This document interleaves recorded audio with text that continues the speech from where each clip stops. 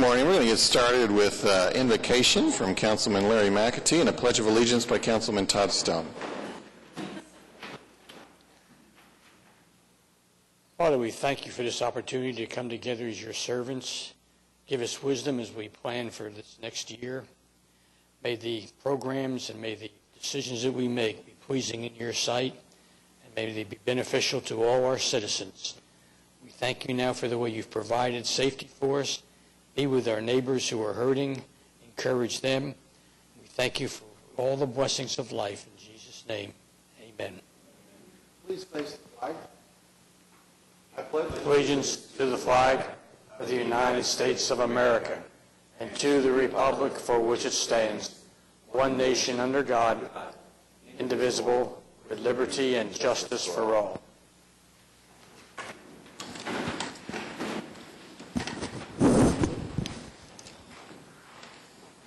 All right. I call this meeting of the City Council to order. We have no items from Office of the Mayor. We do have, under item 4, items requiring separate votes. This isn't actually a vote, but it is a public hearing. It's part of the budget process. Of course, today's meeting is entirely devoted to presentations on the budget. But as part of our formal process, we have a series of public hearings.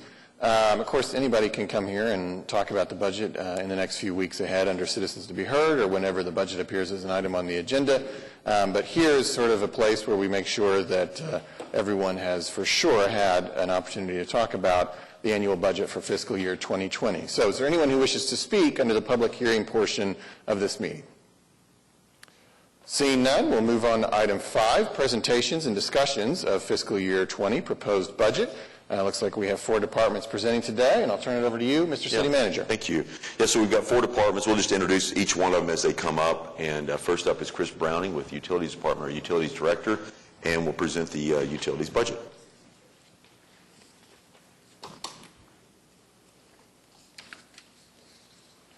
Thank you, Mr. City Manager. Good morning, Council and Mayor.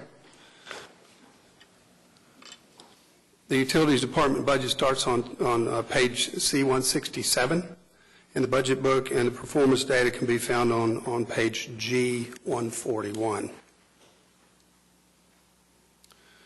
To align with City Council priorities, the Utility Department developed a list of strategic initiatives, and I'll go through them and explain what we try to do based on each of these initiatives. First of all is safety. We're responsible not only for a safe work environment for our employees, but also the public that we serve. Secondly is customer service. We're committed to providing quality customer service and meeting expectations for effective service delivery. Water supply, securing and properly managing long-term and regional water supply is a very high priority for the Utilities Department and for Aquatic. System reliability and resiliency. Aquatic will continue to maintain and upgrade our systems to minimize the likelihood of service disruption. Financial management. Aquatic and OSEAT consistently follow strong financial management principles and has obtained the highest available credit ratings for debt issuances. Both Aquatic and OSEAT have a AAA rating, which is kind of odd for large utilities, particularly solid waste management utility, getting a AAA rating. Recently, Standard & Poor's and Moody's reaffirmed Aquatic's highest possible ratings for both long-term debt and for our commercial paper program. The ratings have a few different considerations today than they did in the past. They include the operations of the utility, the reliability of our system, proper asset management practices, strong financial management, and strong debt service coverage. In the past, they basically just looked at financial stability of the organization, but today they look at how well do you maintain your assets. And also, with climate change, they want to know how resilient you are. Many of our investors are insurance companies, and those insurance companies have taken a pretty good hit over the last couple of years with all the big storms, and people are tying that back to climate change, and there's some validity to that. So what they want to know is, how resilient are you in relation to climate change before they decide to invest? And Aquatic, when we get through with our capital program in the next 10 years, we'll have about $1.5 billion in debt. And so we're going to need some strong financial backing for that. So we need to make sure that our investors are comfortable with investing in our utility, in our city, so that we get really good ratings, really good ratings on our interest that we're paying. S&P assigned Aqua the highest score for both operational and financial management. Today, they score from 1 to 6 for both financial and for your operational. 1 being the best, and we scored a 1 on both the operations and on the financial stability of the organization. So we did a really good job there. And then regulatory compliance. We're committed to full compliance with regulations and the directives of all regulatory agencies. So with that, I'd like to get into the budget itself. We are predicting a revenue stream of about $642 million this year. Service charges for water, wastewater, and trash collection, we're predicting $336 million. Our debt construction funds, $239 million. That's $207 million for water and $32 million for wastewater. And I'll give you a rundown of the capital program towards the end of this presentation to give you an idea where we're going to be spending that money. And then withdrawals from cash reserve, $52 million to fund the award of the South Canadian wastewater treatment plant improvements. Other sources totaling about $9 million include interest and service fees, interest in miscellaneous revenues about $2.8 million, billing service fee chargebacks about $3.3 million. OSEED administration chargebacks $1.3 million, flow fees $2.25 million, and then system development charges about $5 million. Now the uses for those funds, the $642 million, we're projecting about $390 million for capital funds this year, capital funding for our improvements. Water will be $263 million, wastewater will be $124 million, and solid waste will be about $3 million. Our city utility operations this year is projected at $102 million. That'd be water will be $62 million, wastewater $29 million, solid waste $11 million. And then our debt service currently is about $55 million. We have service contracts totaling about $53 million. Aquit has a contractor who operates our wastewater treatment facilities. That's Infomark. Their contract for the year is about $18 million. And then OSEED contracts with Waste Management for the collection of trash outside the core of Oklahoma City, and also for recycling and bulky. They do all the recycle, and then they do the bulky in their service area as well. Their contract is about $24 million. And then we have landfill disposal fees of about $7 million, fleet maintenance primarily for our OSEED vehicles, $3 million, and then other contracts for street sweeping and CNG facility maintenance, those sorts of things, about $1 million. The trust operations is projected to be about $36 million this year, primarily for Aquit is about $30 million for franchise fees and system lease payments to the city, about $7.6 million. Billing administrative services, about $5.4 million. Supplemental repair services, about $1.5 million. Banking and legal services, about $2.7 million. Repairs, we have contracted out a lot of our non-core business services like landscaping, concrete repair, roadway repair, those sorts of things, grass cutting, mowing. Parks and Rec does all of our mowing for us now. So that's about $9.3 million total. And then OSEED professional service contracts, $4.3 million, and franchise fees of $1.2 million. In addition, we plan to deposit about $4 million in the OSEED reserve fund. That's both the operating and the storm debris fund. Right now, the storm debris fund is about $20 million, and that was our target. So we'll be depositing about $4 million both in the operating reserves So that gives us about a 6-month reserve for operations, and then about $20 million. But to put it in perspective, one large storm can cost at least $20 million, maybe even more for cleanup. But the target was a $20 million reserve for that purpose. So with our initiatives this year, we have several that we focused on. One is customer service. We want to enhance the call center, the performance of the call center. We get about 500,000 calls per year, and what we'd like to do is kind of stage those calls in different groups. So most of the calls coming in are pretty routine. Our LFR goal is to get the calls answered within about 30 seconds of the first ring. So if we're dealing with a routine call, we can kind of quickly get through that one and get to the next call.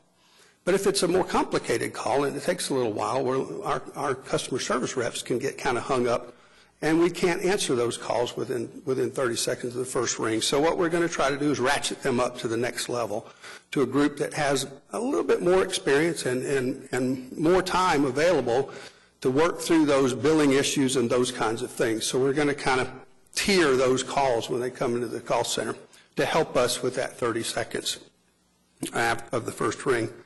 And then the field operations folks, what we want to do is get them more training so that when they go out in the field, they're not just looking at irrigation, or they're not just looking at plumbing, or they're not just looking at a meter trying to help somebody figure out why their bills may be a little high. They can do all those things. So we're going to try to train them better and have them better prepared to solve the problem rather than have to send somebody else out there to take a look to see what's going on. So in doing that, we want to reclass 24 positions to field quality representatives. And then to plan and schedule our work better, we created a planner scheduler position, and right now they're in line maintenance, and we have them at our treatment plants. But what we'd like to do is add them to customer service group as well so that we can plan and schedule our works more effectively. So we're going to try to add 2 planner schedulers to the Fleet Services Division and also to the Wastewater Quality Division.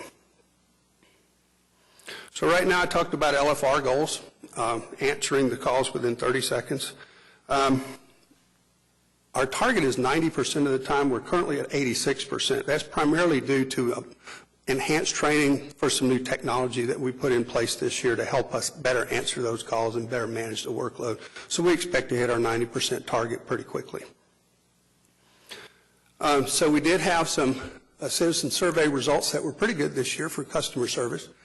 91% satisfaction with residential trash collection services. The national average is 71%, so we're well above the national average there. On water services, national average is 68%, and we're at 78% satisfaction. And on wastewater service, national average is 63%, and we're at 76%. So we're doing pretty well as far as our customers are concerned.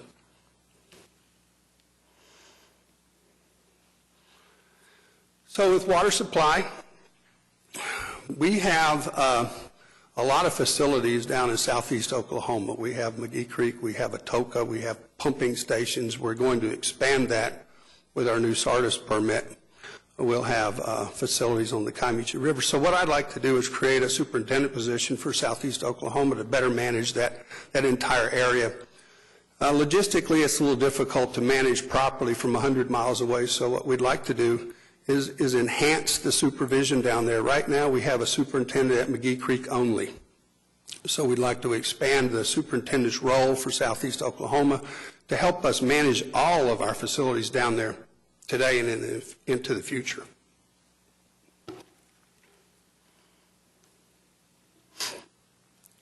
In our system reliability and resiliency, we're planning to restructure the water treatment plant organization. Right now we have one shift who has proper management and supervision and enough staff to kind of set the operation for the facilities, to where they're testing for how much chemical we need to add, how well the plant's performing, and then on the other shifts they're just kind of managing at those levels. And what we'd like to do is add a shift supervisor on each shift and add a few more operators so that we can optimize the performance of our water treatment facilities, where we can do those tests and those calibrations, and that we can manage all of our assets properly throughout the entire 24/7 responsibility. So what we'd like to do is add 5 shift supervisors for both Hefner and Draper, collectively combined, 4 plant operators, and then and these enhancements will help bring us within compliance with the DEQ and POSH. It's not only just an operational requirement, but it's a safety requirement as well. The LFR goals, 95% of commercial customers in compliance with the pretreatment program. We have a number of commercial customers within the city, about 3,000, who have cooking facilities, restaurants, and other facilities with kitchens in them. And we need to be able to manage the quality of their discharge, if you can call it that, on sewage discharge. There's a lot of fats, oils, and grease coming into our system, and a very high percentage of our blockages are due to grease. So what we're trying to do is get all these inspected and permitted and managed properly. And so we're really looking hard at the commercial pretreatment program. Last year we developed the program, we hired somebody to kind of implement that, but now they need some help to manage it. So what our goal is to have 95% of the commercial customers in compliance with pretreatment program. The other thing that we're trying to do is get all of our supervisors trained properly so that we can manage regulatory compliance as well. We've given them a target of 3 years to complete a new UU class that was developed last year, where there's 136 classroom hours that targets specifically on supervision and management. And so all of our supervisors are required to complete that within 3 years, and that's from crew leader and above in our organization. And right now, we're on track to do that. Some of them are ahead of schedule and some of them are on schedule. So we're using Metro Tech to do all that training for us, and it's going very well today.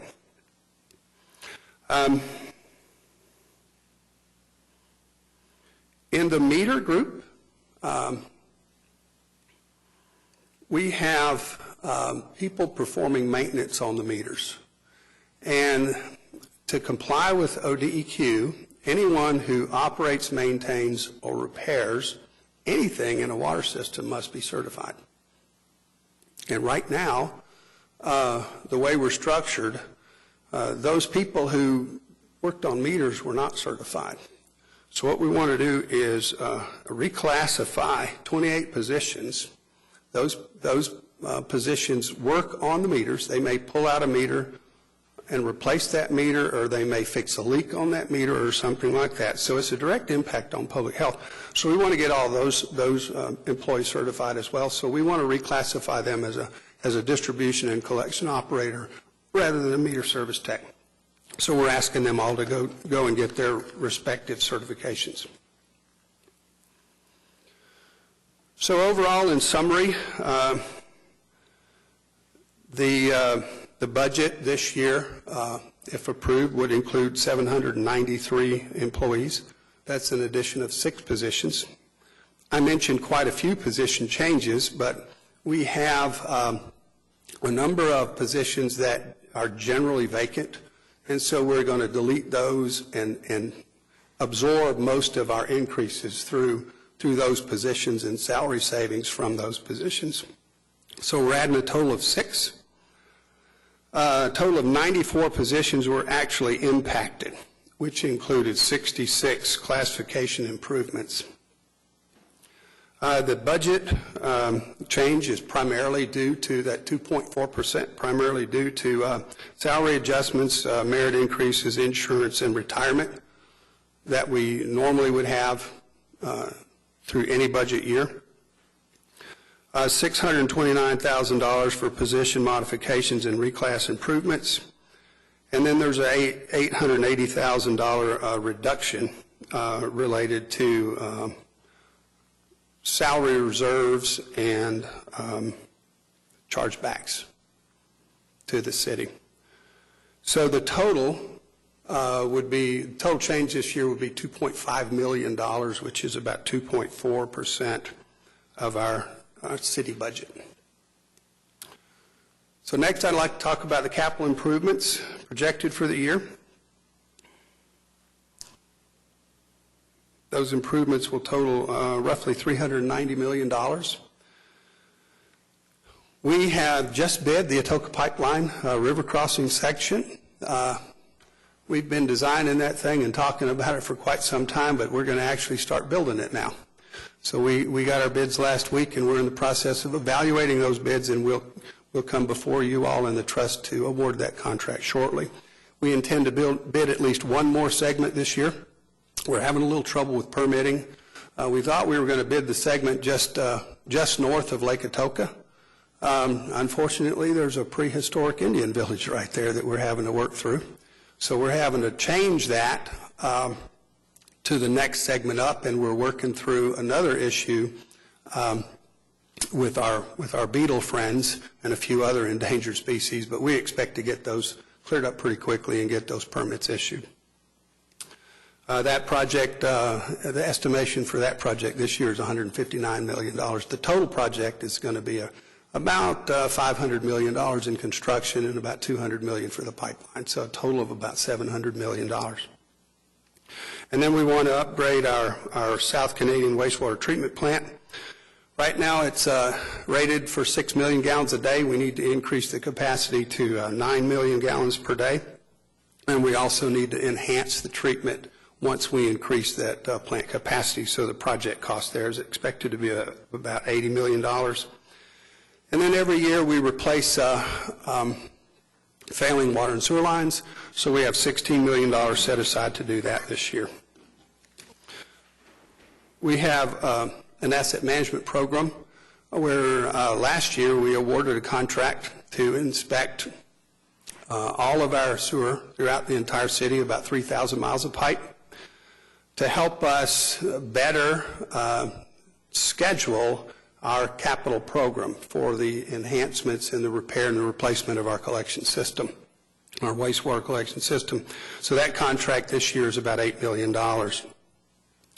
And then we're going to continue to work on the Hefner-Draper Interconnect. That's where we're running a water line for potable water, for treated water between Hefner and the Draper treatment facilities, so that if one goes down, either facility can serve the city. So we have about $3 million set aside for that this year. And we're about a year away from completion on that project for the physical connection. Some of the outlying extensions will be about 5 years out, but right now we'll have those two plants connected within about a year. And then we have a few other facility improvements. The Hefner Water Treatment Plant, $27 million is projected for a lime system and carbon dioxide improvements. That's to enhance the water quality.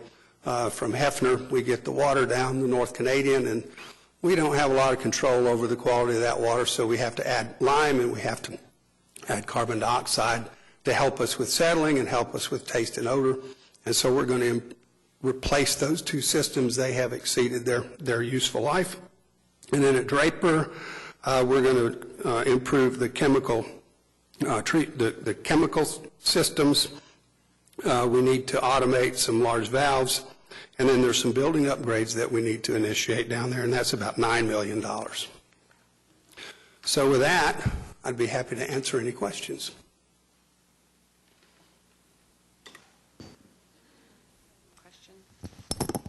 Let's see if I can do this. Well, thank you so much. I know Nikki got to go tour a water treatment facility. I did as well on a separate occasion, and we talked about how impressed we were with just the knowledge of the staff and all the work you all are doing to deliver safe, clean drinking water to our residents. And particularly, I was speaking with, I think, the plant manager who was on duty at the time, and just his very proactive view of of making sure that we aren't getting close to, anything dangerous being in our water was just really impressive and amazing.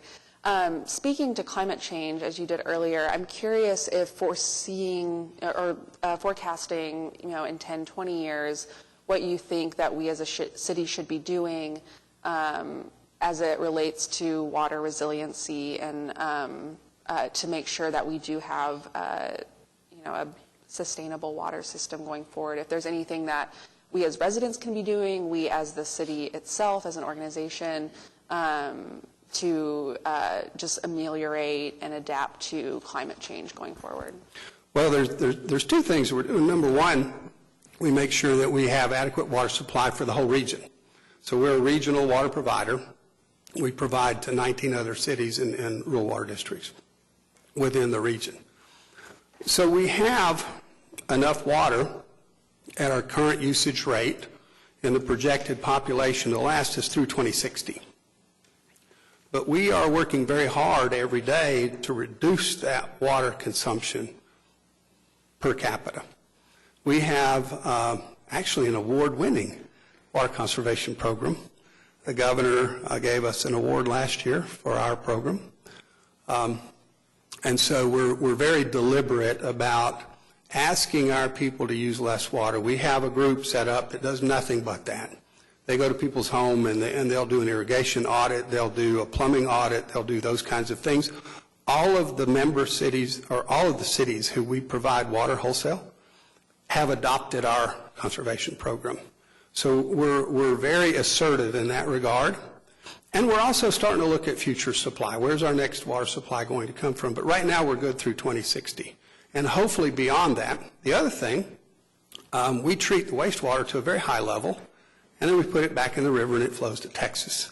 What we're going to try to do is use more of that for those things that don't require potable water, like large industrial applications, chillers. We provide OG&E water for their power plants right now. And we're going to try to get more and more people to use our treated wastewater for large irrigation, for industrial, for chillers, for big data centers, things like that. So that will help us lower our water footprint even further. Because we don't have to put that water back. We can use it over and over, and right now we're just using it once and letting it go. So we're working on that as well. Sure. Any other questions? Well, I'll echo what Councilwoman Hammond said, and thank you again. I said it last week publicly for our council comments, but thank you again for that tour. We had a great time, and also I have to publicly say again, thank you for saving my life. You single-handedly saved me. That critter was really dangerous. But again, it speaks to the care that you all have, and especially I've mentioned again Darren, because he is very knowledgeable about what happens with the water, and I know he carries that with all of the other folks that work with him and under him to make sure that they are just as passionate about what they're doing. And also Mr. Sam as well, with his commitment to just being the engineer piece of understanding what's going on. So with that, I think me and Jo Beth, we were just giddy and smiling, talking about how we are so excited about clean water. And those are the conversations you want to have. But so we appreciate all that you all do, and looking forward to more to come. Thank you. Thank you for the kind words, and we really appreciate your time as well. And we would invite everyone to come out and take a look at our facilities. If you have interest, just let us know, and we'll be happy to schedule it. All right, thank you, Chris. Thank you. Next up, we have Parks and Recreation Department, and Doug Cupper, our Parks and Recreation Director, will be making the presentation on the budget.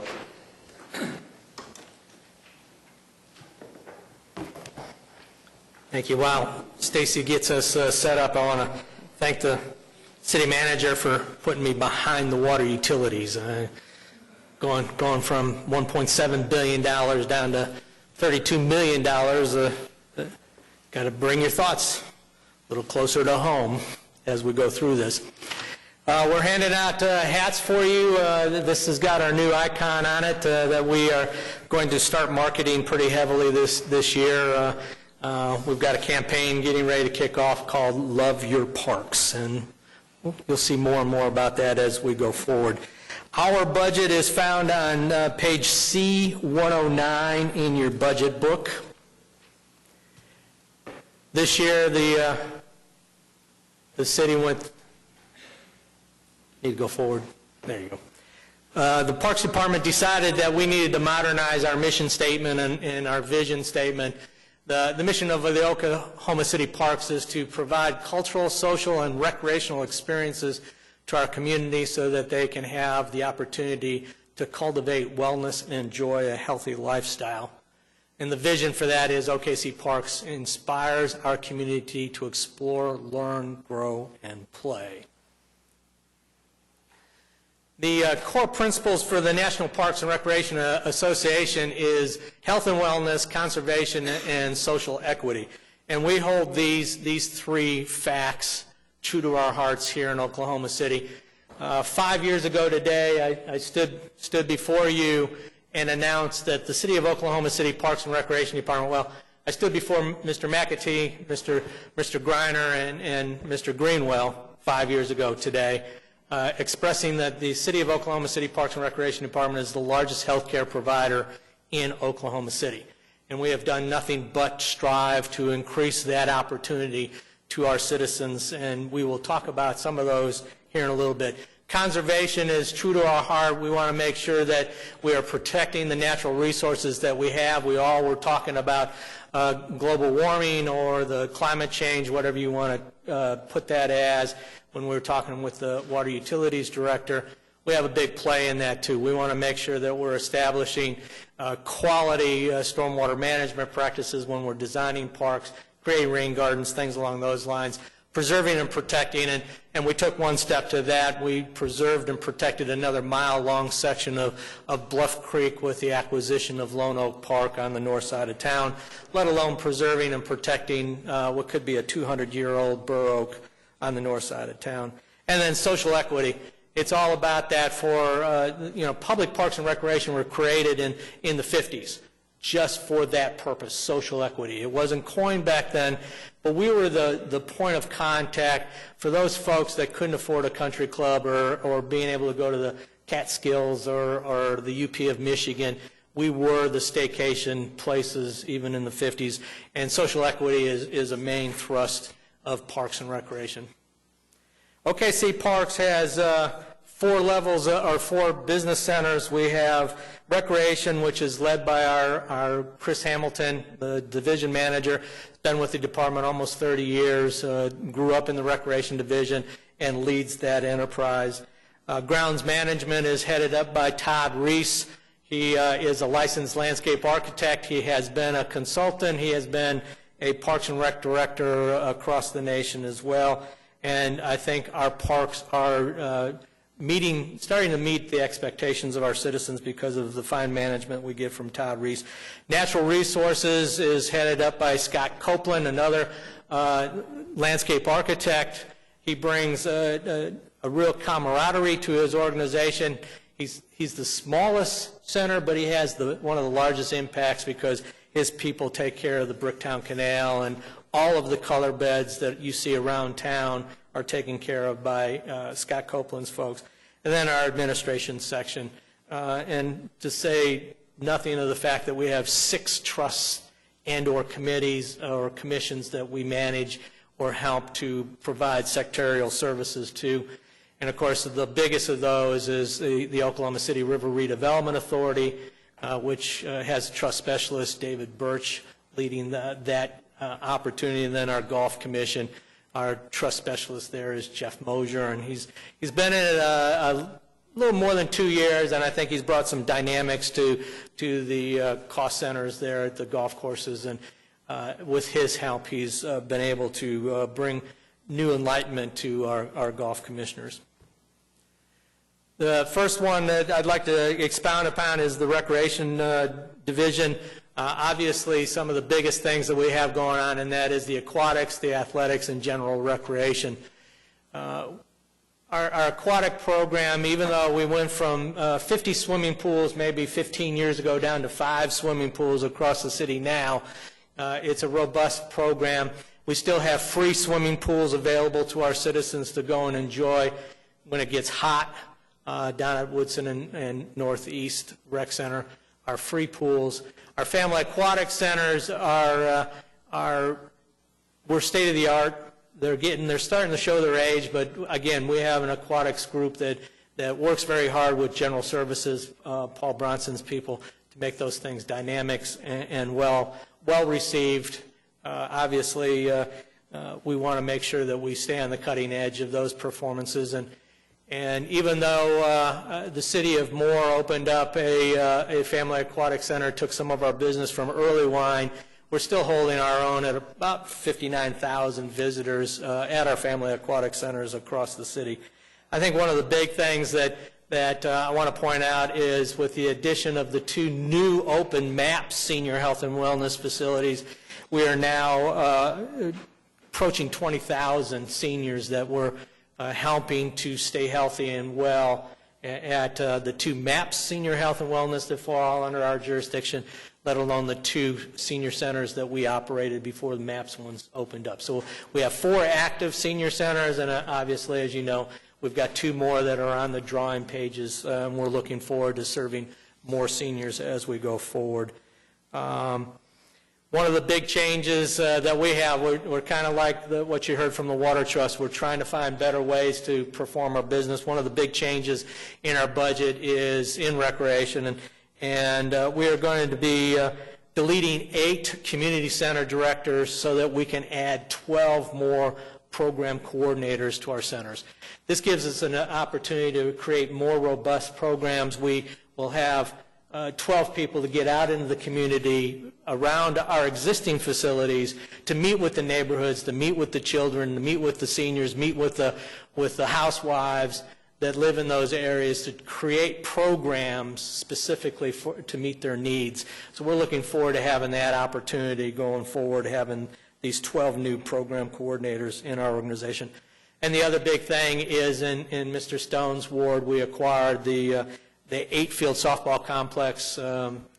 Used to be the Boomer softball complex. We haven't renamed it yet, but it's closed currently so that we can go in there and refurbish it, bring it up to city standards. We will be back playing softball, and we think youth baseball on these fields next year, so we're looking forward to that as well.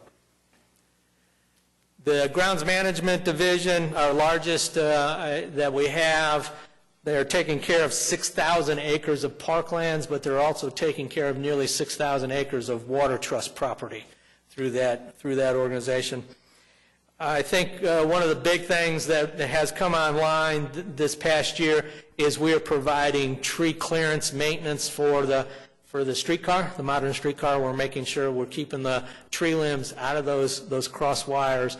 All of our foresters have been trained and certified to work around those power lines. They understand the importance of keeping those lines clear. So I think that's one of the big things that we have going on.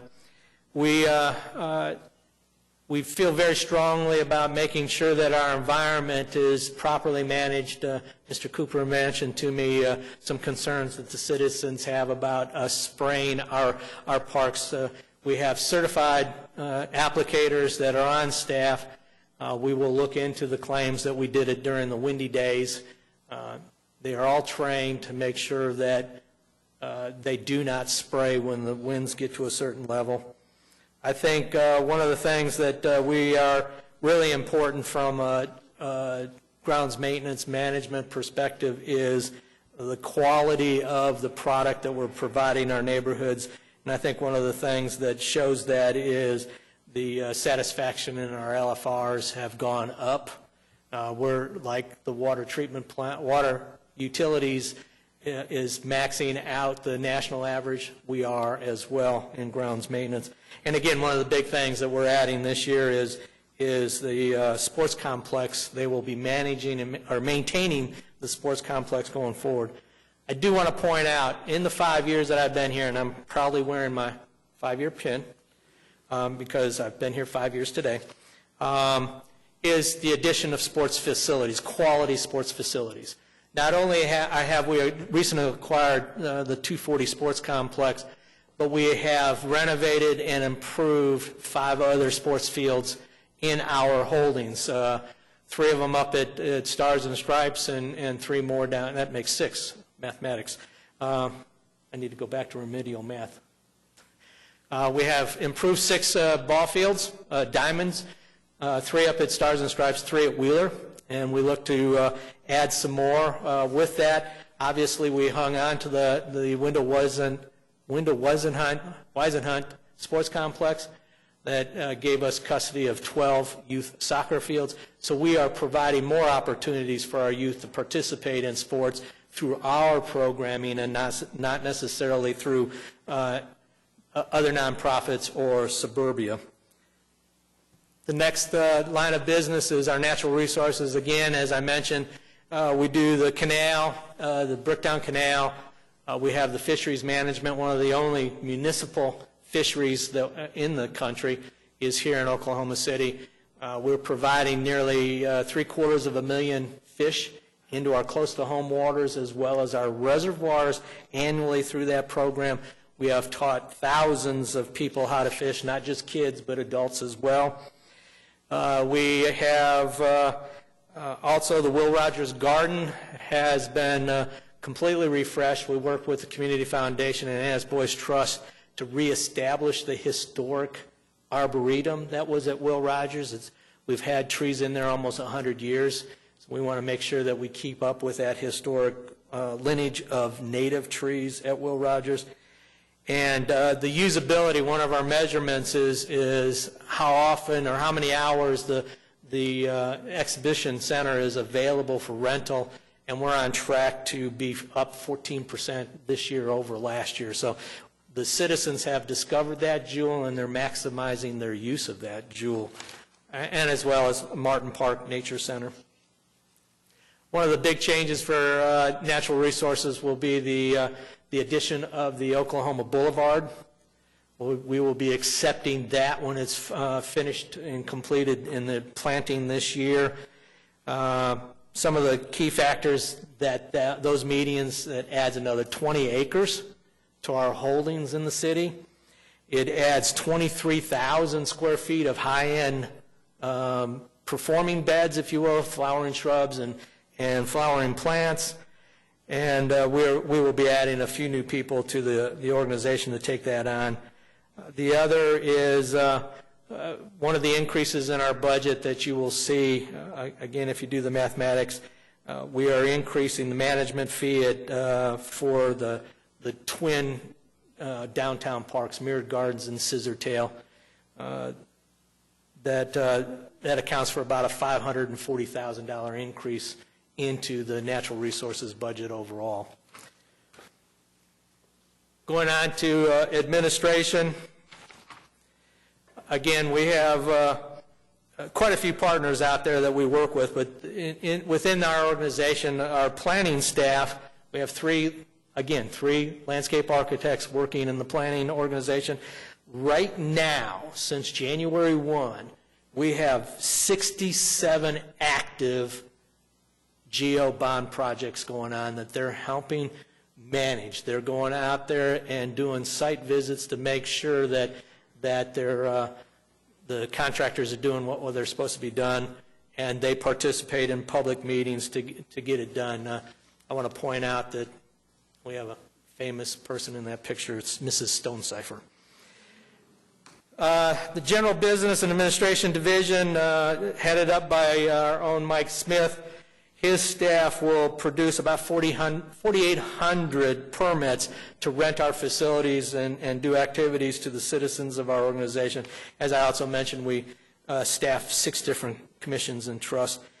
Marketing, even though we eliminated our PIO marketing position 3 years ago during budget cuts, we added a new PIO with a strong emphasis on marketing. Our own Stacy Ham is here today with us. We're looking forward to selling the product that our staff has been creating, and I know it's hard for us to assume that there's anybody that has a product other than the water utilities to sell, or maybe parking and transportation. but Parks and Recreation does have a product to sell. Even if it's a free product, we want to know that we want the citizens to know that we have these facilities available to them, that they can capitalize on anything. We are offering English as a second language classes. We are offering bookkeeping classes besides the normal aerobics and jazzercise and things along those lines. So we are a complete neighborhood service center in our opinion, and we want to make sure that the citizens learn about all that we have available through that. Our summer guide last year had 1,250 programs that we offered across natural resources and recreation. So we try to get it out there for the people to participate in. Community partnerships, we couldn't survive without partnerships. This year, even though we had 60% of our partners respond, we had some really weird numbers that showed up. Volunteers were down 25%. Even though this is the first time we've hit 60% of our partners responding, usually we're around 30%. 60% of them responded, we were down 25%. But our volunteer hours went up 49%. So we had fewer people, but they were doing more work. So we were just flabbergasted in awe of our volunteers across the system. And our volunteer labor and materials was up 35% as well. So we went from a $6 million budget saving last year at this time to an $8 million. We would have had to have an $8 million infusion to our general fund budget to do all that was done by our volunteers. So we're extremely excited about and it's all driven by the staff, the local, the naturalists at Martin Park. They cultivate those people. The program coordinators, the naturalists at Will Rogers, they cultivate those folks, and we're getting people into our rec centers and helping with programming there as well. Some of the things to the leading for results, again, council priority, enhance recreation opportunities and community wellness. As you all know, we first came on the scene in this in 2014. The City Council reaffirmed the importance of this leading for result, this priority in 2017. And we have not let you down. We are trying to exceed your expectations for getting people out and participating in your parks and recreation.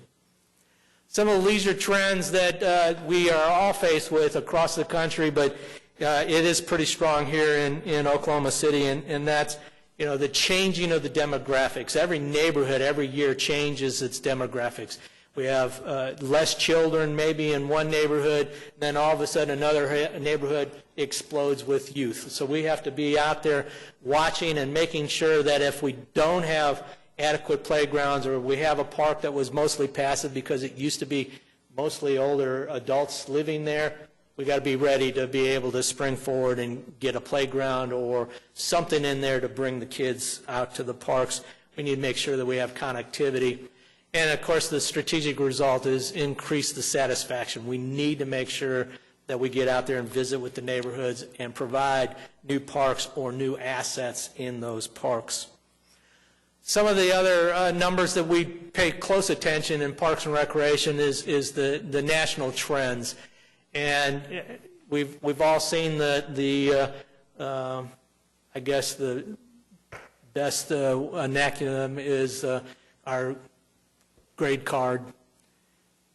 Most cities are running about one park per 2,000 citizens. We're running one park for 4,000. Now we have to look at that with the eye that we have here in Oklahoma City.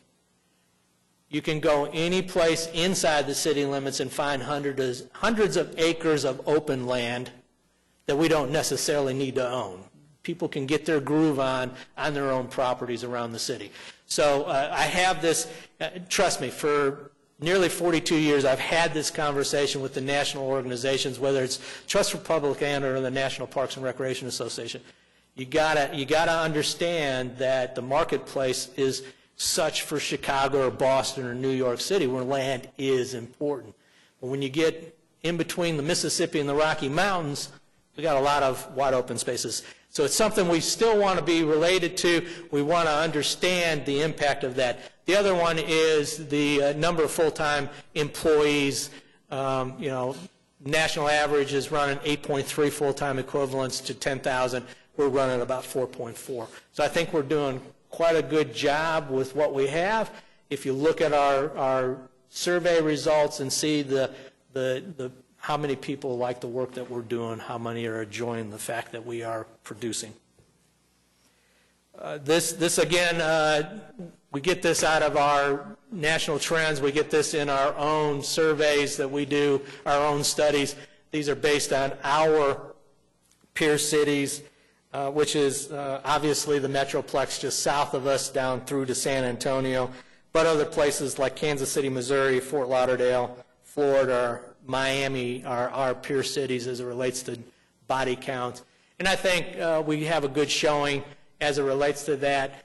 On our outdoor athletic facilities, I think that also transcends into quality of recreation programs and facilities. We have hired pros consulting out of Indianapolis to do a study of our sports fields, see what we're lacking, see what we should be producing, what our goal is short-term and long-term, how many soccer fields we need or don't need, how many diamonds we do need or don't need, things along those lines. That report will be brought forward to you all here in the next coming months so you have an understanding of where we're at as it relates to national trends for sports facilities. Service areas, the issue is make our city and neighborhoods more attractive places to live and work, and we try to make sure that our strategic result is met, and that's increasing the availability of parks, open space, and recreational cultural services are available. Right now, we're running about 65% of our citizens within a half mile of a park element. That includes our trail system. And with the advent of Will Rogers Trail last year, that brought more of our citizens in contact with park assets for them to be able to get exercise or get to the next place that they can get quality exercises. Our Hort staff planted 625 trees, but some of you know that we have community partners that plant trees too. The Community Foundation, for their 50th anniversary, just planted 800 more trees on the river. We'll have probably 1,000 new trees on the Boulevard. So just our staff alone planted 625 trees. We're trying to up that game. And of course, this year we're offering 1,870 programs. The major budget, as I said, the administration budget is $5 million. We still count Civic Center. Even though the foundation manages that for us now, it's still near and dear to my heart that we make sure that it's successful. The $850,000 you see there is their management fee to make sure that they bring quality programs and take care of the other partners there. And of course, you can see the other budgets. So we'll be authorized for 178 full-time positions. Major budget changes, as I talked about, we deleted the 8 center supervisors to create the 12 new rec programmers. We're adding 8 new positions for the change in 240 sports complex. We added 4 new positions and equipment for the Boulevard. And of course, the management fees, as I mentioned, went up approximately $540,000. Some of the big things that I wanted to go ahead, Stacy. This one's real important to us, I think. This is a 100% handicap accessible baseball diamond over at Route 66 Park. We're going to be able to teach wheelchair-bound children how to play baseball. We're going to be able to program this site for the physically challenged to learn the sport of baseball. We're already in contact with some of the Wounded Warriors groups to see if we can't get a Wounded Warriors baseball league going out here. It is real close to being finished. We will have a dedication of it as soon as it's done. Obviously, a wet winter has slowed us down, but we're real excited about being able to have this facility to offer our citizens in Oklahoma City. This is one of our new health and wellness. I want to show you the quick video. The gentleman closest to us in the red shirt, if you don't know it, that's Chief Kelly. On the other side, across from competing, is Paco, the most recent deputy chief in the police department. This was a police versus fire competition at our new fitness court in the Boathouse District. We have 5 of these across the city. We're real excited about programming these. Again, bringing free health and wellness gymnasium into the neighborhoods and communities. I went last night to Stars and Stripes Park to go see the fitness court, and it was amazing all the people using that fitness court. And so I think it'd be helpful. You say there's 5. Where else do we have the other 4 in Oklahoma City besides Stars? Starting from south to north, we have one down at Woodson Park. We have one on another one on the river at not Manuel Perez, but Wiley Post Park. Then we have one in the center section in Nikki's district over at Douglas Park, and then the one up at Stars and Stripes. And of course, this one is in the Boathouse district. So we're excited about this new health and wellness opportunity. We'll go on to the next big thing that we opened up this year. We have another short video. Gentleman in the center screen that just did a jump that broke his skateboard is the famous Tony Hawk. Came in for our dedication. It was a real treat. We had 10 of the top skateboarders in the United States at the dedication of Stars and Stripes. In the background on the left-hand side, you can see the Stars and Stripes fitness court there. We completely renovated the Bob Hope Pavilion out there, so Stars and Stripes has got a whole fresh appearance for this spring and summer. So we're real excited about all the new activities out there. Some of the 67 projects we got going on: Pitts Rec Center is getting a facelift, a new basketball court, new wall coverings. We're real happy to be able to provide that for that neighborhood. Then working with the planning department and the SNI group, we were able to refurbish John F. Kennedy Park at 16th and basically 16th and MLK. We had somewhere around $300,000 in 2007 GEO money. All told, with the federal dollars that we invested, $1.2 million in that park to make it a new hot spot for the neighborhood. One of the things that we're proudest for last year, for the first time ever, the National Recreation Park Association actually considered bringing a national forum to Oklahoma City. Most of the people I've worked with for 40 years had never set foot in Oklahoma City. They came, they saw, and they brought 50 of the top Parks and Rec professionals in the United States in to learn about MAPS and what it's done from an economic boom for our city. So we were happy to be able to host that. We know that Parks and Recreation is usually in the top 3 when the CVB or the Chamber of Commerce is trying to sell us to new businesses. This is a quote from Amazon. I know we didn't get their world headquarters, but they want to invest in a community where our employees will enjoy living, recreational opportunities, educational opportunities, and an overall quality of life. Tell us what is unique about your community. We hold that near and dear, and we think we are a major player in the economic development of our city. And with that, you have approximately a dozen certified Parks and Rec professionals providing program activities in your city. I'd be happy to answer any questions. Congratulations on 5 years. Thank you. You mentioned this sports field study that's going to be coming to us soon, and I look at, we have an additional 12 fields at Weisenhunt. We have additional 5 fields at Lightning Creek. We have the softball fields in Ward 4. But when I also look at other cities like Overland Park and Frisco and Wichita, we're a little behind as far as field development is concerned. Can you tell us what we hope to glean from this study and what you already know?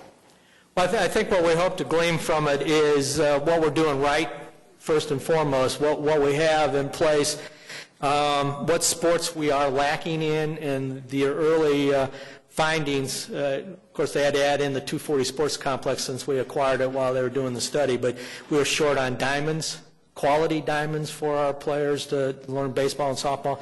With the advent of women's softball being in the Olympics again, we see a spike coming for women's softball in our community, and we want to make sure we're positioned for that. But they're also looking at our tennis courts and things along those lines. But I think the one thing that we're lacking over other cities are all-weather sports fields, the artificial turf complexes. A lot of cities are really investing heavily in those type of things, and they'll have a dozen all-weather so that if they have a tournament come to town, if we had a tournament come to town last weekend, they wouldn't have been able to play much. So I think that's what we're going to glean from it. And how we manage those and how they are rented or how they're programmed will be part of that study as well. Other questions? Thank you for your presentation. When Councilwoman Hammond and I met with your department during our orientation, we sat across the room from each other, she and I think we were glowing listening to you all's just your understanding of public parks as public health. I can't stress this enough. Two things. One, I met with a friend yesterday at a coffee shop, and I was a little disappointed when I talked with this person about the importance of parks. Really did not seem to understand this. Could you just for a moment explain the public health outcomes that we see when a city invests in its public parks? Like, how would you sum that up? Like, especially in this moment where healthcare is on everyone's mind. Well, I think the important factor to remember is not only the physical activities that we provide for, the obvious sports that we talked about, the fitness courts we just put in there, just the walking and jogging trails that we've added to almost every park in the city. It's the green space. It's the open space. If you've ever read the book, No Child Left Indoors, you will find out that our children, those that may need chemicals to get them through the day, they don't need those pills, those drugs, if they spend 30 to 45 minutes outdoors. They are more attentive in classrooms. We all know that if we get outdoors after a bad, stressful day, it goes away. We walk amongst the grasses and trees. So we have it from A to Z. We provide not only for your physical well-being in those activities that we provide and the programs we offer, but we have the mental side of things covered as well. We are less likely to be aggressive if we spend time in the outdoors looking at the green grasses and trees. So I think that's the aspects. We can make you fit and trim in your body, but we can also do it for your mind when we appropriately have those spaces available.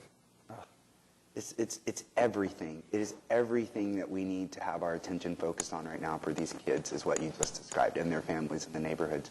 Second thing is, I had the honor of touring Boys and Girls Club in Ward 2 at 36th and Western, and for those of you who haven't been yet, please go. Anyone watching, anyone up here, it's incredible because it complements what you're talking about. That facility is located there in that park, right?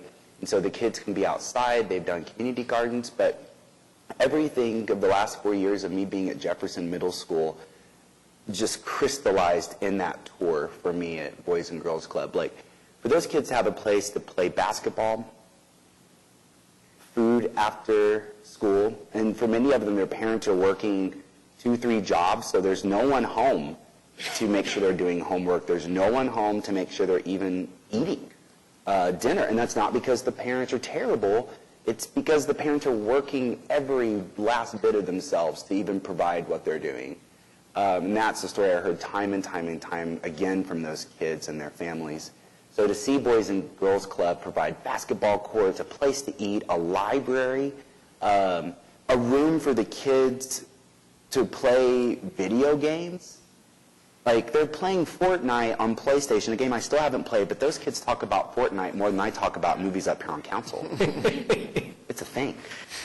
Is that possible? I didn't think so.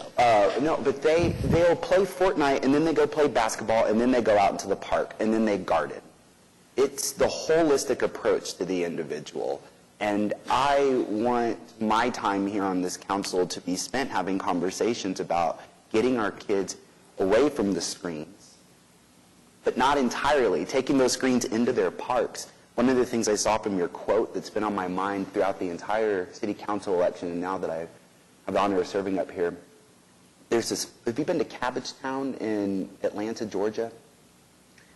The walls, when you walk around that neighborhood, murals, art, advertisements for punk bands coming in town.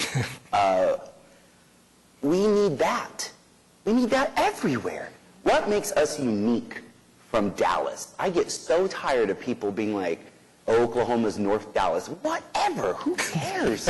Like, we should, when we are attracting tourists here, we should be attracting them here because of Paseo, because of Military Park, because of the neighborhoods, not because of these big fancy, we're not going to be Disney World. And I just really hope that that's the mentality going forward. I sensed a little bit of sadness in your voice with the budget that you all have. There's no sadness. Trust me, I'm happy to have what we have. Well, there's a sadness from me, and I want to see it increase because I heard what my kids said. When they just had fun hanging out on their field trip here, just hanging out on the lawn outside. Just those chairs you all put in outside. Just so you know, you take that Boys and Girls Club and multiply it by 13, and that's what you have available right now in your recreation division in the rest of the city. We have 13 facilities just like. They're not as big and as elaborate as the Boys and Girls Club has grown to be in Memorial Park, but you have 13 of our older assets.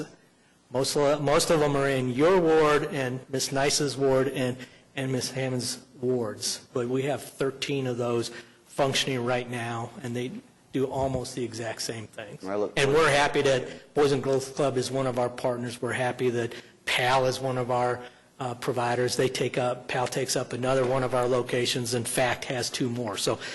But the Recreation Division has 13 facilities that we're programming and operating that way.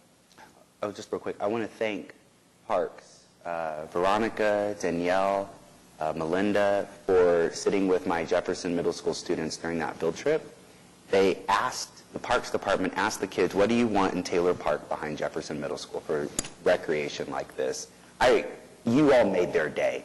You made their day. Well, that's who we're doing it for, so we're happy to do it. Thank you all so much. I had a couple of things I wanted to mention. First, as council members in our different areas, how can we better advocate for our parks? I know most of us have quite a few parks, and I believe I have a whole bunch of parks. But I would like to see how we can utilize them more, how we can advocate more for that. And my second question is kind of a twofold because it's a concern about infrastructure when it comes to some of our facilities that we have, our recreational centers, especially unfortunately in our ward. A lot of them have been built in the 1940s, and you don't see a lot of major improvements done to them.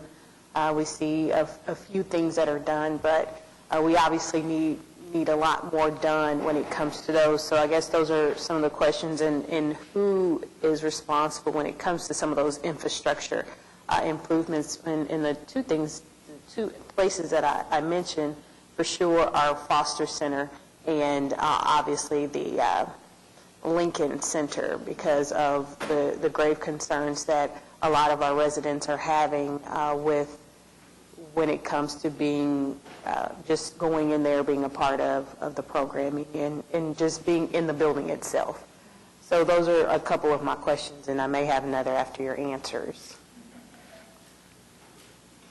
Politically correctness. I think what has transpired at Foster is when the YMCA wore it out, they turned it over to the city, and we've managed to keep it functioning for that section of the city all these years. It was used up. That's why they left it. I think the aquatic staff keeping that pool and the boilers going for the indoor pool Not only is it self-preservation, because that's where we have taught a lot of lifeguards how to be lifeguards, where we've taught a lot of young people how to swim and then become lifeguards. But I think it's a philosophical thing. When we created the 2017 GEO bond, we looked at parks from a holistic perspective to go in and do it new completely, whereas predecessors had planted seeds, if you will, done a little bit here, a little bit here, a little bit here, a little bit here, and they didn't see it as a need to be, let's get rid of the old and get brand new. And I think one of those, you'll see that in the Douglas Rec Center as it comes online, as we design and build that new facility. That'll be the first full-service rec center the city has had, other than the MAPS senior health and wellness facilities that are only for 50 and older. So I think that's the reality. I think it's a different look at what the system needs and trying to go at it from that perspective to provide that. When the city went 20 years, the department went 20 years without funds at all from the voters. They voted no on 2 10-year propositions. I think you saw the decline of the rec centers in Oklahoma City. And instead of closing them and demolishing them, they handed them off to nonprofits to try to operate and made it their responsibility to maintain them going forward. And again, they were probably wore out when they were turned over to those nonprofits. And they have been trying to take care of buildings that probably should have been torn down and not put them in a place where they had to spend more money than what their donors are willing to put up for it. Okay. Well, I know we can continue that conversation a little further and more in depth to be more specific. But as, again, the first question as council members, what can we do further to help with parks in order to see? Invite us to any neighborhood meeting that you attend. We've got very knowledgeable staff that we can make multiple meetings on any given night. We love to talk parks and recreation. We love to make it happen for the neighbors that are going to use the facility. If they're not coming there now, why aren't they? What do we need to do to make the changes to bring them to the parks, whatever those changes may be, programming-wise or activity-wise? But we want to talk to the neighborhoods. We want to get out and understand what it is. Again, that's why we've created these 12 program coordinators positions, so that we will have even more people that will be in tune with the community and can get out and talk to them on a regular basis to see how we're doing, get our own report card going. When we look at the LFR and we see that we're 58 or 62% citizens happy with us, but then when we survey participants actually doing things at our parks, we're at 98% happiness for what they participated in. So there's a bit of a disconnect there, but we want to make sure that we are hitting the community, and we'd be happy to go out to any neighborhood meeting, any HOA or neighborhood association meeting, or just a coffee clutch. We want to know what's going on and what we can do better. And on just my last comment, and I'll be done. As far as I know, during our Black History Month, when we were doing some posts about different people within our parks and who they're named after, it would be really great to see more of that, as far as just a highlight of who these parks are named after and why it's so important for us to obviously understand why these parks are placed in some places that they are, to also encourage more participation in some of those parks as well. I've seen it done elsewhere where we had the storyboard of those leading fathers, mothers in those buildings that came out of those communities at those facilities. That's something that we can look at as we remodel or redo these facilities. It's a good point. Any more comments or questions for Doug? Well, much more to come on this summer, but I think it's very exciting what MAPS 4 can mean to parks in terms of facilities and recreational facilities as well. So we're looking forward to helping any which way we can on that, Yeah, too. we'll talk a lot more about that as the months go on. Thank you. Doug. We do have someone who signed up to speak specifically on this item 5B, Parks and Recreation Department, and that is Michael Washington. If you wouldn't mind stating your name and address and keeping your remarks to 3 minutes. Michael Washington, 2900 Northeast 18th Street. Sir, very, very admirable job I see your department obviously is doing here in Oklahoma City. However, there's a few glitches that brought me here today. For instance, you're charging my young black kids $10 to enter the Douglas Center this summer when we know that poor families in and of themselves do not have the money, sir. Are you kidding me? You're going to charge my young people who for all these years have been going into their Douglas Center for free, and now you want to charge them $10 that we don't have? I'm a working guy, and it hurts me to give $10 up for something that I should have an entitlement to since it's a park in my community and I'm not renting it out. Should it be accessible to me then, especially in the summer when my kids are out of school and have nothing else to do and rely upon that center to go swimming or play basketball or whatever the case is? Are y'all really kidding me? Or are we preparing ourselves for this gentrification process that's already taken place? Very, very important indeed. Yes, you have also spoken about the improvement of Kennedy Park.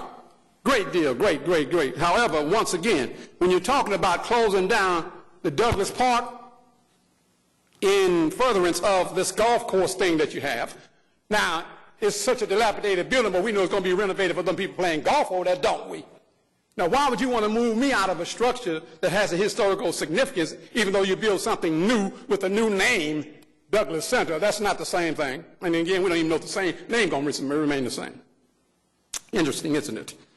Now, not only that, you came with, last year, 1,250 programs offered.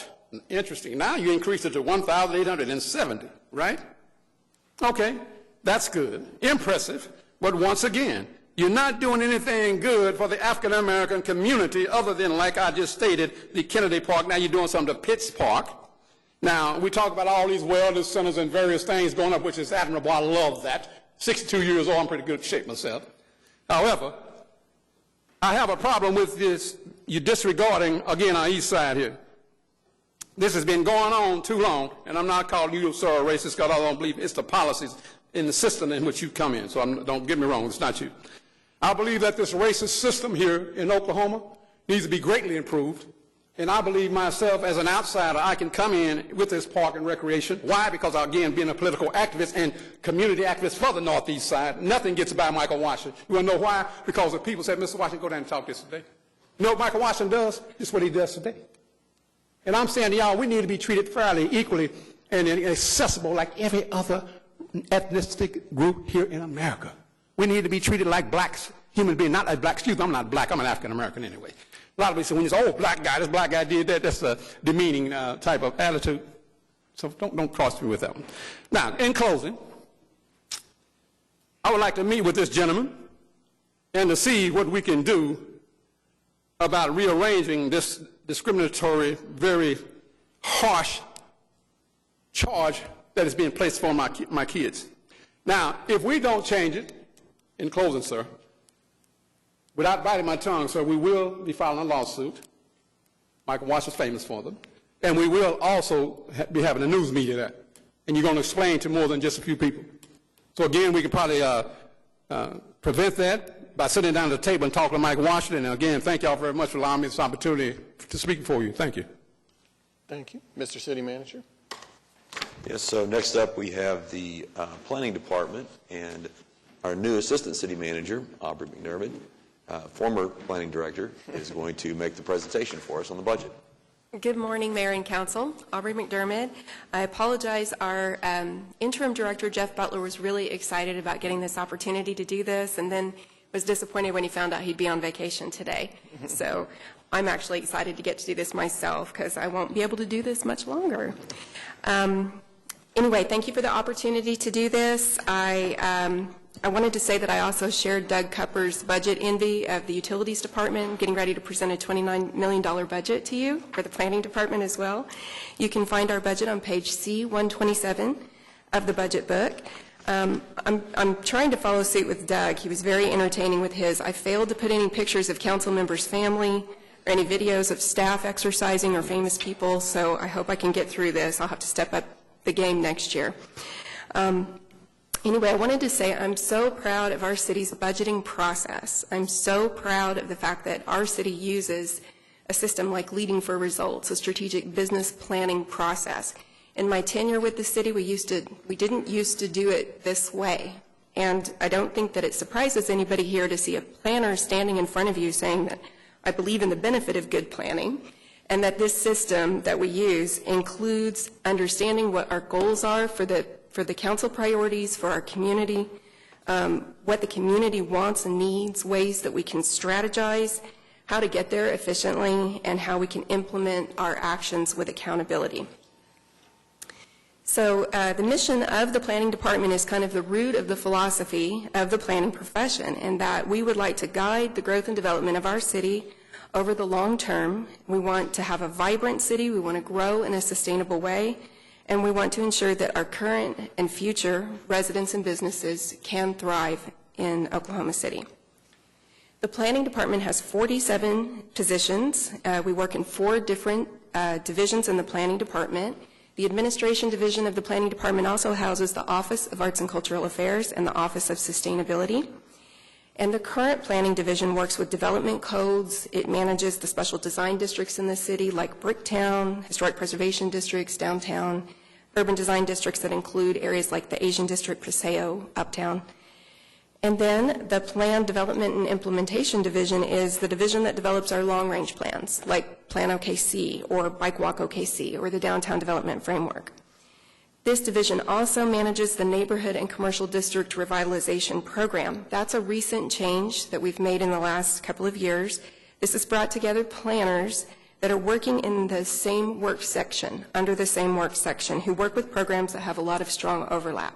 So the Commercial District Revitalization Program and the Strong Neighborhoods Initiative Program do similar functions, one for commercial districts and one for neighborhoods. And now they're working together under one umbrella. We also have the city's transportation planning program housed in this division. And last, the community development, the Housing and Community Development Division, it's our largest division. It manages the federally funded grant programs that serve our primarily low to moderate income residents. And this division works on stabilizing neighborhoods, rehabilitating housing, providing new affordable housing, redeveloping brownfields, and addressing homelessness. And I like to describe this diverse work across the city's planning department as going from the 10,000-foot view with the long-range plans down to the boots on the ground, really helping people where they live. So although the purpose of this presentation today is to talk to you about our budget was really incredibly simple this year. It's not really the focus of what I'd like to share. I'd like to talk about some things more in depth with the planning department. Overall, though, this year's budget in the planning department maintained the same general fund portion as we did last year. There were no real significant changes. And I think the planning department does so incredibly much with what I think is a very modest budget of $29 million. The general fund portion of our budget is $4 million, and that supports all the programs and employees except those in the Housing and Community Development Division. The bulk of the department's budget comes from approximately $25 million in our federal HUD grants, the Office of Housing and Urban Development, and that supports the staff and programs mostly in that Housing and Community Development Division. And that amount fluctuates from year to year depending on how much is appropriated from HUD to the city. We try to maximize the amount of grant dollars that support the programs, and we try to be as efficient as possible with how we administer the administrative costs that we get from those grants. And so this year, we had a few planners that received promotions, and we took advantage of that minor reorg that I talked about to create some salary savings, and that reduced our administrative costs in those federally funded positions by about $60,000. That was a great benefit to us. So the big takeaway from this presentation today for you is to show you how the alignment and the continuity and the reinforcement of the City Council's priorities and then the community's vision and goals through our comprehensive plan and the Planning Department's strategic business plan overlap with each other, and they set us toward that path of implementing our shared goals. So as you know, the City Council establishes priorities, updates them every 2 years. These guide the work of our organization, and these priorities direct staff how we need to focus our efforts. And I want to just highlight 2 of the City Council priorities today as I talk about the Planning Department's work. I want to talk about promoting safe, secure, and thriving neighborhoods, and also developing a transportation system that supports everyone. So the city's comprehensive plan, Plan OKC, was adopted in 2015, and the Planning Department uses this plan to guide our work plan, and you'll see this reflected in our strategic business plan in a moment. The development of the plan took 7 years. It had extensive community engagement, and this plan expresses the vision and the goals of the community as expressed by 7 overarching big ideas that you see on your slide. All of these big ideas do relate to council priorities, but you can see that the 5 that are checked on this next slide, sorry, Aubrey. We have 2 Aubreys working for you today. This next slide shows how the overlap of the big ideas in Plan OKC are shown in council priorities. So 5 of these 7 overlap. There you go. All right. So let's go, there you go, right there. The comprehensive plan breaks down elements and components that comprise our city into these chapters that you see. And as you know, cities are comprised of so many interconnected things. We have social, physical, natural systems, and the physical and built environment, which is made of our buildings and open spaces and the transportation network. And socially, we're connected through neighborhoods, and we are enriched through the cultural and recreational opportunities like Mr. Cupper talked about. And the systems that keep the machine of our city running include our efficient public services and a strong economy. So you can see those are reflected in these element chapters of the comprehensive plan. And several of those chapters are put to use to support those 2 council priorities I want to talk about today. Promoting safe, secure, and thriving neighborhoods is supported by the Live OKC or neighborhoods element, Play OKC, which is parks and recreation, and Enrich OKC, which is preservation, community appearance, and culture. And our transportation system is supported primarily by Connect OKC. So the first council priority I'd like to highlight is thriving neighborhoods. This emphasizes the revitalization and neighborhood quality, appearance, and safety within our city's neighborhoods. When we were doing Plan OKC, we did several studies to help us understand what we had and where we were going. One of those studies that relates to the thriving neighborhoods priority is the Housing Market and Preference and Demand Study of 2013. This study considered how we support neighborhoods in our city. We need to know what we have, what we need, and how to prioritize our limited resources. We wondered where people lived, what mattered to our residents, where people wanted to move, and what factors influenced where people chose to go. So the Housing Market Preference and Demand Study concluded that people cared more about the characteristics of their neighborhood rather than the house they lived in itself. Residents wanted quality. They wanted to feel like they were part of a community. They wanted to feel safe in their neighborhoods. They wanted to walk and ride bicycles to where they wanted to go. They wanted to have parks within walking distance and work within walking distance, shopping, and entertainment nearby.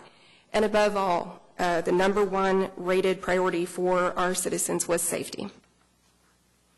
The Housing Market and Demand Study also came about with several recommendations. Instead of reading these recommendations, I just want to show you that these are the basis for the recommendations and policies in the comprehensive plan. We're actively implementing every single one of these recommendations. And this is a page from the Lfr Strategic Business Plan where we start to define our issues and how they tie back to council priorities, and we've developed strategies to try to achieve our goals. I have 3 of these issues of the Planning Department Strategic Business Plan that tie back to the Thriving Neighborhoods Council priority. The first is urban revitalization. And we know that urban decay or urban decline is really, it's inevitable. It's an inevitable part of a city's growth. And we know that if we don't address it, older districts and neighborhoods are vulnerable. They'll continue to decline. We need to maintain an appropriate quantity and quality of homes that are affordable to the majority of our workforce so that people can live near where they work. They can enjoy the full spectrum of city services. They can enjoy retail and entertainment nearby and take advantage of public transportation and other active transportation options like walking and cycling. So the department's strategies to spur urban revitalization include focusing our resources in areas that are experiencing decline to help strengthen them. Our CDBG grants and the CDRP program, Commercial District Revitalization Program, and the Strong Neighborhoods Initiative program are the primary tools that we use to support urban revitalization. The next issue we identified is community development. We call out specific things that contribute to declining community vitality that can impact the city's ability to provide services and attract economic development. These are issues like crime or poverty, homelessness, public health issues, education, community involvement in neighborhood schools, and a lack of affordable housing. Our community development and social services programs help us combat these issues, and we can impede further decline and deterioration of our neighborhoods and business districts. We're strategically using our community development resources in those targeted revitalization areas, and we're working to improve community appearance and working hand in hand with our many partners to assist the needs of our city's most vulnerable residents. And the third issue is sustainable growth. It's our responsibility to guide the city's growth in a way that promotes quality of life, efficient service provision, and our human, environmental, and economic health. And comprehensive plans help guide many different types of decisions, understanding that each action that we take contributes to the cumulative effects of growing and changing in our environment. That can affect things like the cost and the quality of our public services, our infrastructure and maintenance costs, the stability and strength of our neighborhoods, environmental and public health, and the functionality of our multimodal transportation system and our capacity to support it.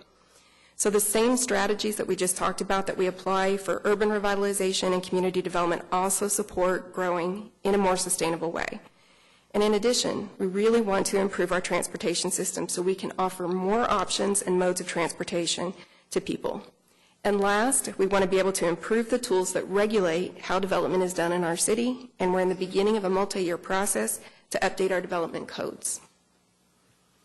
So as I mentioned a moment ago, the city receives approximately $25 million in federal grants, both through the annual allocations from HUD and our competitive grants.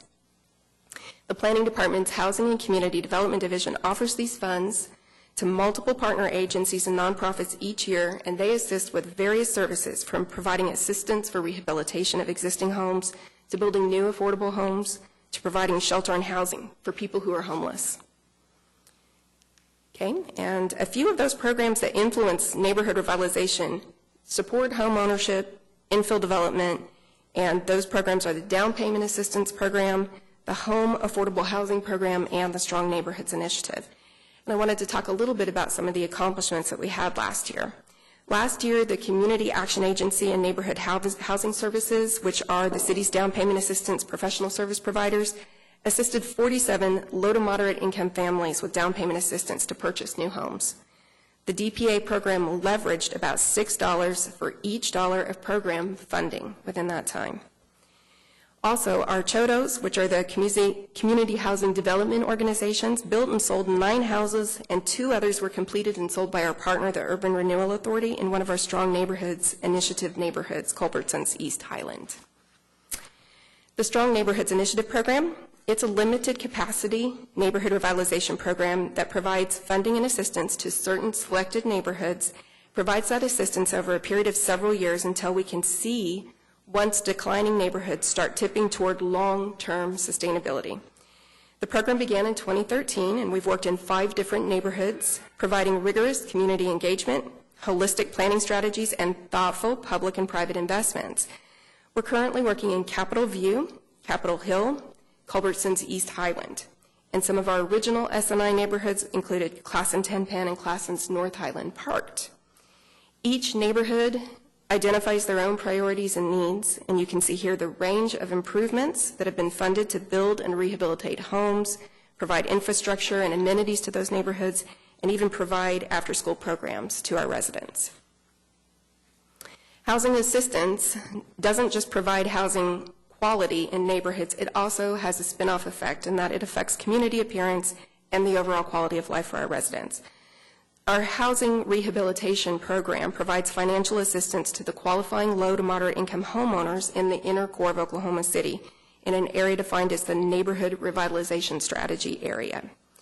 The Home Exterior Maintenance Program provides grants to homeowners to repair existing homes, and the Community Development Block Grant funds are used for emergency repairs caused by things that are emergent health and safety issues. Home funds are used to provide loans for rehabilitating the whole house up to the minimum property standards. This last year, we completed 61 exterior maintenance rehabilitation projects and 19 whole house rehabilitations. CDBG and Home funded the construction of 65 affordable units through several of our partners. And one of our partners, the Community Action Agency, helped provide emergency plumbing, roofing, heat and air, and other urgent repairs to 74 homes last year. And although we have more need than funding to assist everyone, I think we're making a difference every year. We help hundreds of families and individuals afford to live in decent housing and in stable, safe neighborhoods. How do we know we're making a difference? Well, the Leading for Results strategic business planning process uses performance measures to track our progress. 2 of the measures that we use to gauge progress toward our goal of thriving neighborhoods are taken from our annual citizen survey. And we want Oklahoma City to be above the national average for people who think that the appearance of our city is satisfactory or above satisfactory, and those who feel safe in their neighborhoods. We also are tracking how we measure, or we're measuring and tracking how many people who are previously homeless that remain in permanent housing for more than 6 months. Here's how we're doing. This graph shows the past 5 years of responses from the citizen survey. They were asked to rate several factors that measure the quality of their neighborhood. The red bar on the top is the 2018 results, and all of our results from 2018 increased from the previous years except for sense of community. Unfortunately, that seems to be declining every year, so we know we need to make further efforts to improve our sense of community in our neighborhoods. The vertical red line shows our target. Our target is 65%, and we use this citizen survey to help us know where we need to focus our efforts and how we know what we're doing is working. And as I mentioned a minute ago, that housing study confirmed that safety is the most important factor for people in their neighborhoods. And this measure, which is at the bottom of this graph, shows how people rate safety in their neighborhoods.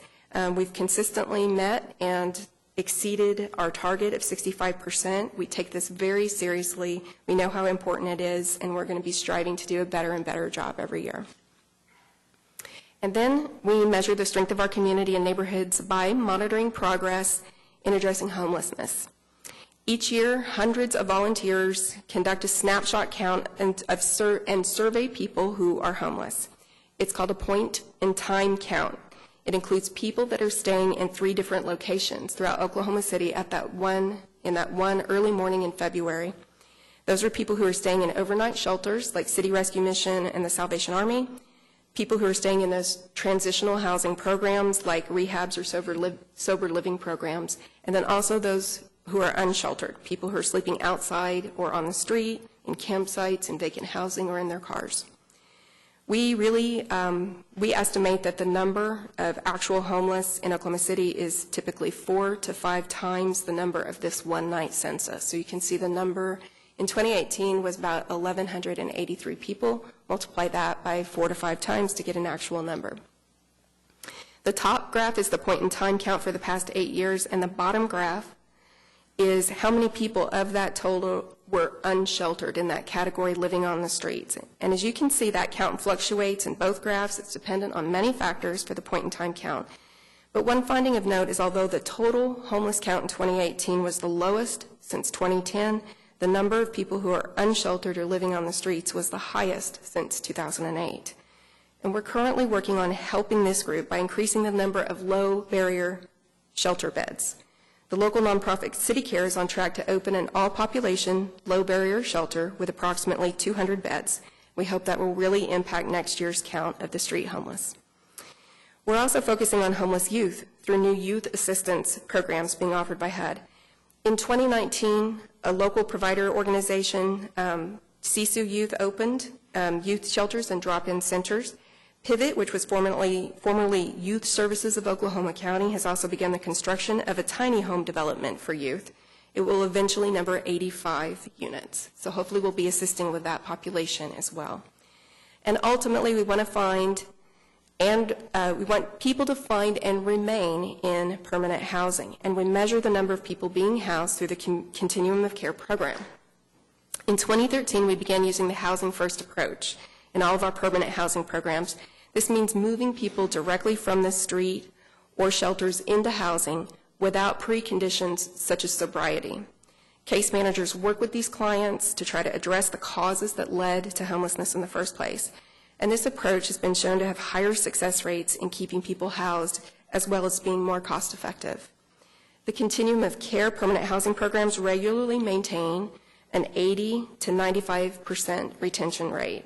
And although 2018 saw a slight drop from 2017, or 2017 saw a slight drop from 2018, 2 new permanent housing projects applied for assistance in our 2018 Continuum of Care competition in September. And we hope to increase retention rates in the coming years to ultimately achieve 100%. And I'm excited to talk about taking further steps. This year, in April, the mayor instituted a task force to oversee the development of a homelessness strategy for Oklahoma City. The task force has more than a dozen very passionate, dedicated people that represent multiple groups that touch the issue of homelessness every day. This group will work with a professional consultant who will meet with service providers and others in the community to identify our existing conditions, what gaps and needs we have, and develop a strategy for everyone to be able to pull together with focused effort on the role they play in addressing homelessness. And we hope this strategy will be completed by next spring, and we can present that to you then. And the last council priority I wanted to emphasize is to develop a transportation system that works for all residents. The Planning Department's Transportation Planning Program focuses on increasing mobility options and opportunities for people to get where they need to go via public transportation or by walking or cycling. The City Council adopted our city's first comprehensive pedestrian, bicycle, and trail master plan last year. This plan is already being put to great use to divide our priorities and investments through our capital improvements program and funding for grant applications. So you might recognize Better Streets, Safer City program, which is the combination of the 2017 GEO bond and our temporary penny sales tax program. This is a great example of how Bike Walk OKC identified our highest priority projects, and they were taken into these 2 funding programs to help fill gaps in our sidewalk network and build bicycle infrastructure that connects people to places they need to go. Between these 2 programs, we're investing $350 million and $240 million on street resurfacings, street enhancements, sidewalks, trails, and bicycle facilities. Planning Department has put 2 new measures in our strategic business plan. We have the number of miles of trails and sidewalks constructed and the number of commute trips that people take in Oklahoma City by walking, bicycling, or using transit. I don't have those numbers for you today, but in the next presentation to you, we hope to be showing how these investments are going to be increasing people's use of alternative transportation modes. And this is just a series of maps showing you how far we've come to give you some perspective of what we have today and what we have funded and will be built soon. So this first map is showing our existing and funded trails. The yellow is the existing trails system, and you can see how through the 2007 bond, 2017 bond, MAPS 3, and the Better Streets, Safer City sales tax program, we're starting to build out our trail network according to our long-term trails master plan. The next group of maps is the existing bicycle facilities that we have. This map shows those facilities that are striped on streets with either sharrows or sharrow symbols or signage for bike routes, and the dark brown is our dedicated lanes that are on the ground today. This map shows the bike facilities of all types that are reflected in the Bike Walk OKC plan. Those are not built yet. Some may be funded, and I'm going to show you that in the next slide. These are the bicycle facilities funded in the 2017 bond. And the next slide are facilities that are funded in the Better Streets, Safer Cities sales tax program. And the next slide layers on the bicycle facilities funded through grants. The Planning Department actively pursues federal grants. The Transportation Alternatives Program has funded demonstration corridors in Oklahoma City. These are bicycle facilities that will be protected bike lanes. These are shown in red. These protected bike lanes will go around our downtown and have spurs that branch off to our most populated neighborhood and employment centers. And so when we look at everything together, we look at our existing and funded bicycle facilities with all the different sources of funding, we can start to see how these capital improvements will help connect people via bicycle infrastructure to many different destinations.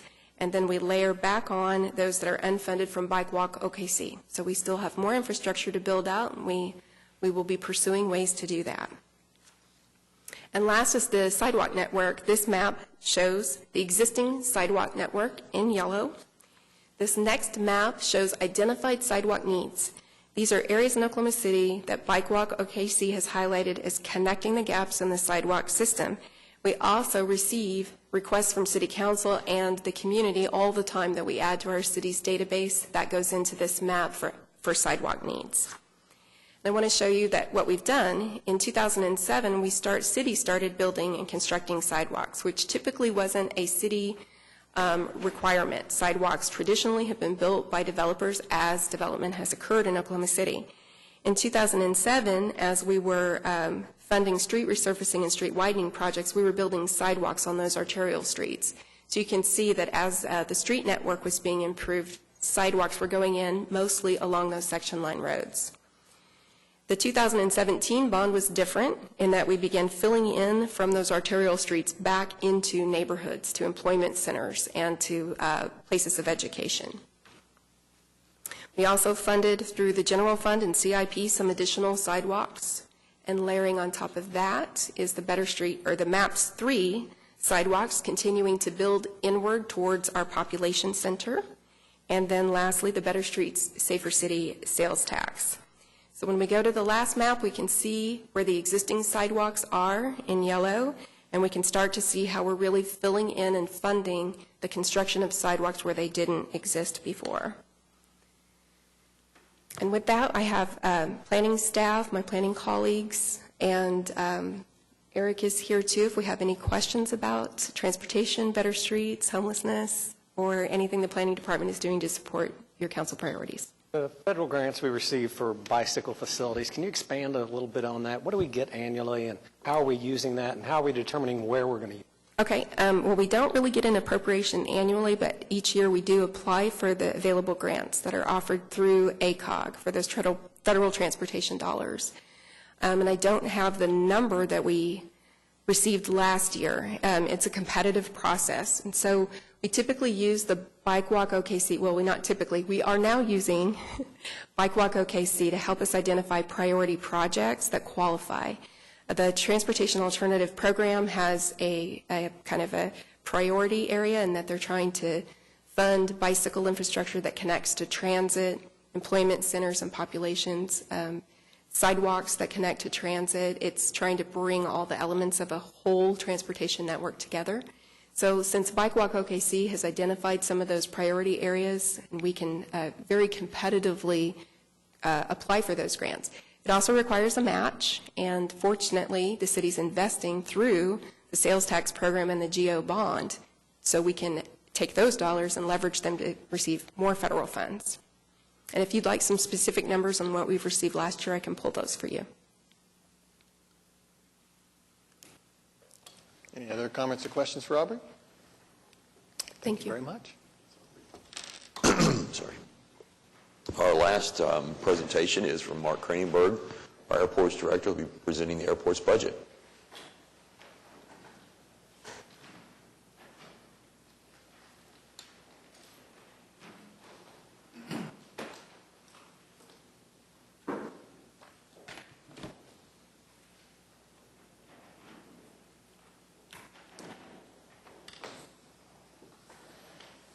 Good morning, Mark Kranenberg, Airports Director, and pleasure to be with you this morning. I have Karen Carney assisting me, who is the Public Information and Marketing Coordinator, and Tara Summerlin, who is my Business Manager. You can find the airport's budget on page C3 in your budget book. To remind you that we operate 3 airports for the City of Oklahoma City: Will Rogers World Airport, Wiley Post Airport, and Clarence E. Page Airport. The airport's mission is to provide for the operations and management and development of the city's 3 airports for our tenants, our users, and the general public so that they can have a safe and efficient transportation system. Before getting into the department's issues and some of our performance indicators, I would like to give you a brief overview of the Airport Trust budget. If you look at the total airport charges, we're anticipating a little over $63.6 million. These are major revenue categories we have each year at the airport, and they are mainly comprised of building rents, which is from lease payments for hangars and buildings that the trust owns. We also have landing fees, which is a calculated rate per 1,000 pounds of landed weight for our passengers and freight carriers. Parking revenues is generated from our public parking operation for our parking garages and service lots.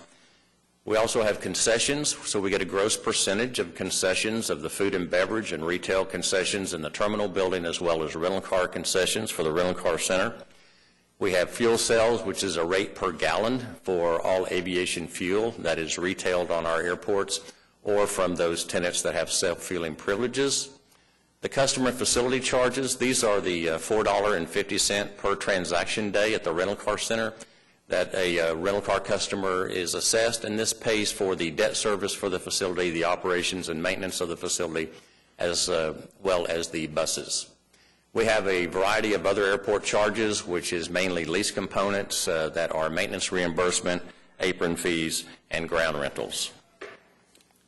Well, we also have other sources of revenue as well, a little over $13.8 million that we're projecting. Oil and gas revenue, we still get some on the airport, and we use this mainly for our sponsor match funds for the grants that we receive from the Federal Aviation Administration for airfield improvements. We have some interest on our money market account, the passenger facility charges. This is the $4.50 that you see on an airplane ticket, and this supports our capital program. And each year we get certain federal and state participation from the Federal Aviation Administration and the Oklahoma Aeronautics Commission, and this comes in the form of grants for eligible airfield projects or to purchase certain types of equipment. We also have carryover, which we're anticipating $35.5 million. This is mainly carryover from our project fund, which is used for our capital program. It also includes the escrow account we use to maintain several facilities at the Mike Monroney Aeronautical Center. And then we have revenue bond proceeds, which are the portion of bond proceeds that we intend to use on construction for next year. So the total revenues of $77,404,000, the carryover, and the revenue bond proceeds comprise the trust budget of $141,340,000. If you look at our uses of funds, the total operating expenditures we're planning a little over $51.9 million. This involves other services and fees, and this is where we mainly have our major contracts, such as our parking management contract, our aircraft rescue and firefighting contract, the janitorial contract for all of our facilities, including the terminal building, and also the supplemental security contract. We have commodities, which are just various services and supplies. We have debt requirements, which is the prior financing we've done on such as the rental car center, the most recent 5-story parking garage that was constructed, and the terminal expansion. And then the transfer to the airport's cash fund. This is the department operating account. We have reserves, which are funds that are estimated to be received in fiscal year 20 that are intended to be used on construction, and a significant amount of capital outlay. You see almost $87 million, and a lot of that, of course, is with the terminal building, or the terminal expansion project. I want to bring your attention to just a few of the completed projects we've done. We've sort of rolled in the aggregate for Will Rogers World Airport and Wiley Post Airport, and we carve out Mike Monroney Aeronautical Center. A couple of noteworthy projects for Will Rogers. We completed the Hangar 1 and 1C expansion, where we enlarged those hangars so that larger aircraft could be worked on. That increases the capability of an MRO at Will Rogers World Airport. We also completed the 2-story, finally, the Garage A waterproofing project, and we completed the wayfinding garage project. At Wiley Post, we completed the general aviation maintenance facility and did several airfield improvements involving runways, taxiways, airfield signage, and also lighting. And then at Mike Monroney, we have a variety of building improvements that we completed for our support of the FAA. Now I'd like to go into some of the department issues and some of our performance indicators. Our first issue relates to factors that impact resources for funding operations and capital. The nature of the airline industry and its activity can be very volatile, and the number of air carrier operations and passengers can dramatically affect several revenue categories such as parking, concessions, and passenger facility charges. So our strategy is to increase and stabilize airport revenue. One of the measures we have for this issue is to maintain a food and beverage and retail concession growth of at least 2% a year, and you can see that we're meeting that target at 2%. I will note in FY15 and 16 you see that it jumped up pretty significantly. That's when the new Cross Greens Brewery was opened up, and it's been very successful. You can see in FY14 and 15 it was down because it took about a year to construct that venue. We also have another strategic measure, and this is to maintain our airport parking revenue. This is per transaction growth. We want at least a 2% increase in our growth, and this is an interesting slide because you see our transactions have actually decreased over the last few years. We had a little bit up in FY17 and 18, and you might think, well, why is that happening when you are having record employments? And the answer is because the transportation network companies, that activity has also increased. Now, we did have in FY16 and 17, there was an increase there, and that was related to a parking rate increase. And you also see some increases in FY17 and FY18 and 19. And mainly we can attribute these that we believe that people are staying in parking longer, in other words, longer stays, or they're transitioning from a lower price parking product to our higher price parking product. Our second issue relates to factors that we have to react to effectively. If we don't, it could have an impact on staffing, workload, or funding requirements. I've already mentioned how the number of operations and passengers can affect revenue categories, but clearly we can have fluctuations in the aviation industry. The general aviation industry is dramatically affected by the economy, and we can have safety, security, and environmental requirements that can come from the FAA or the TSA, and those often come in the form of unfunded mandates. And so our strategy is to improve the airport environment for our travelers and tenants through long-term planning and infrastructure improvements, such as our garage improvements we're planning in the next few years and our terminal expansion project. A couple of measures with this line of business. We track the percentage of airport certification work orders that are completed within 3 business days. I will tell you, in order for us to continue to be able to have airlines operate at Will Rogers, there's a 3-day annual inspection. The FAA puts us through dozens and dozens of compliance criteria. We always have a very high target on this. Last year, or this year, we received a 99% rating. Our target is 96. We inspect ourselves daily on these same categories. We also track the percentage of days that we have 0 security incidents. Now, by a security incident, I'm talking about the 3,400 people that are badged at Will Rogers that have access, different levels of access for different areas. If they leave a door unlocked or a passenger loading bridge unlocked, and we consider that a security incident, although it's not a serious breach. So I don't want to be dramatic with it. But we do track all of that very, very carefully. In the general aviation line of business, one of the things, and I've been associated with a lot of general aviation airports through my career, is the percentage of itinerant takeoffs and landings at Wiley Post. Itinerant being someone that's not based at the airport. We have about 350 aircraft based at Wiley Post. So when I see transient aircraft coming in, landing and taking off, that indicates there's a lot of business activity occurring at the airport and in our city, which is good. You see that we're bumping up our target for the percentage of days that the airport has a runway closed at Wiley Post, 41%, and that's because of the runway project that we have planned for this year. We'll have one of our 2 parallel runways that will be closed for an extended period of time. Our third issue deals with air service, and I think you know that we've been doing a very good job attracting air service. We know that Oklahoma City's population and business activity is just going to continue to demand more air service, and so we want to continue to do our best to attract that. One of the measures is to track the growth of passenger employments for at least 2% a year.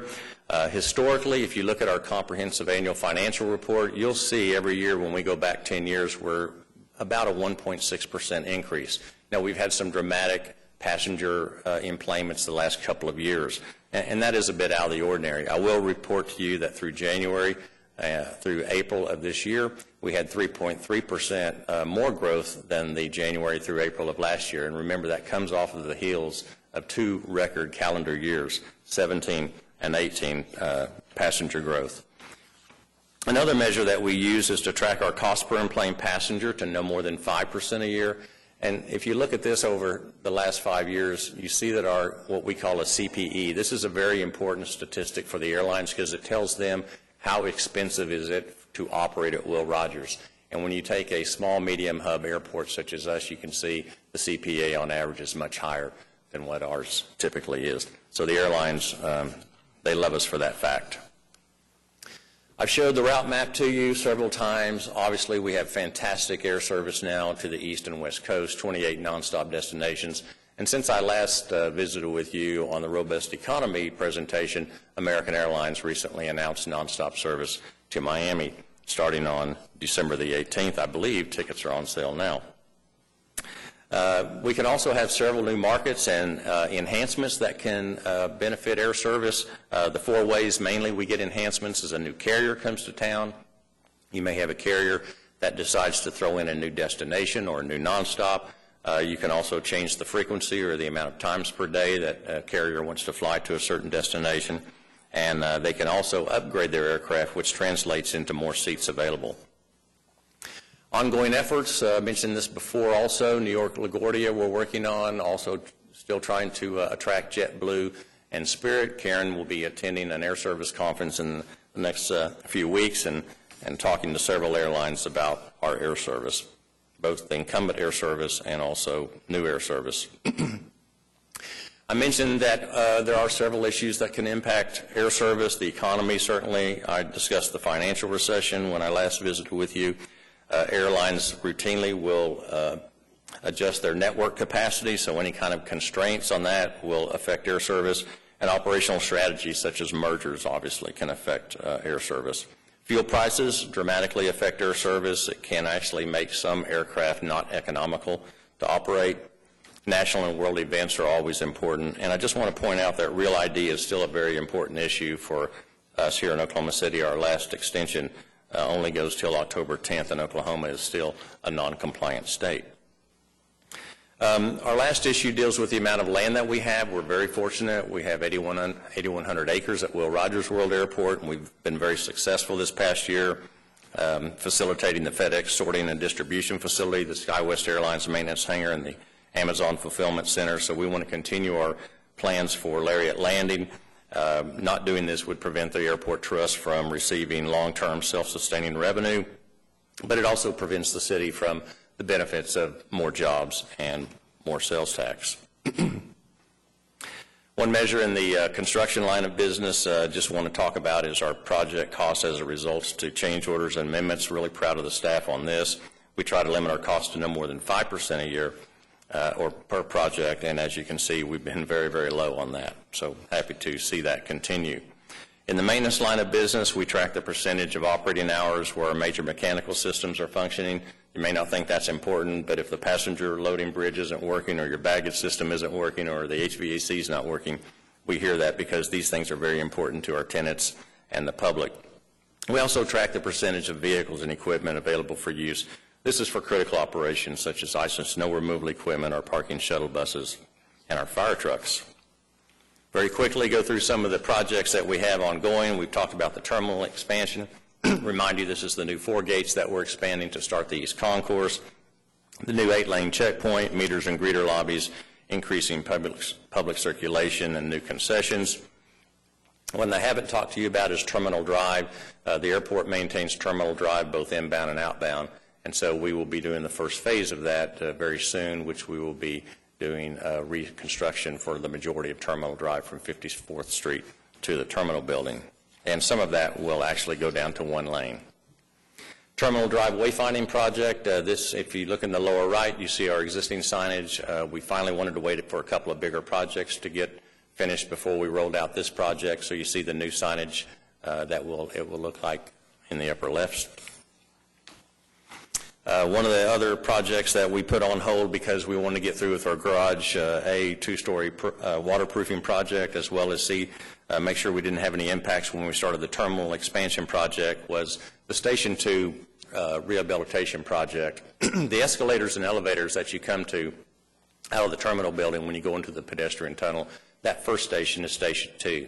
And we're going to be taking the escalators out, which are very narrow for today's bags, and installing 2 new elevators and renovating the existing 2 elevators. So we'll have 4 fast-moving working elevators when we get through with that project.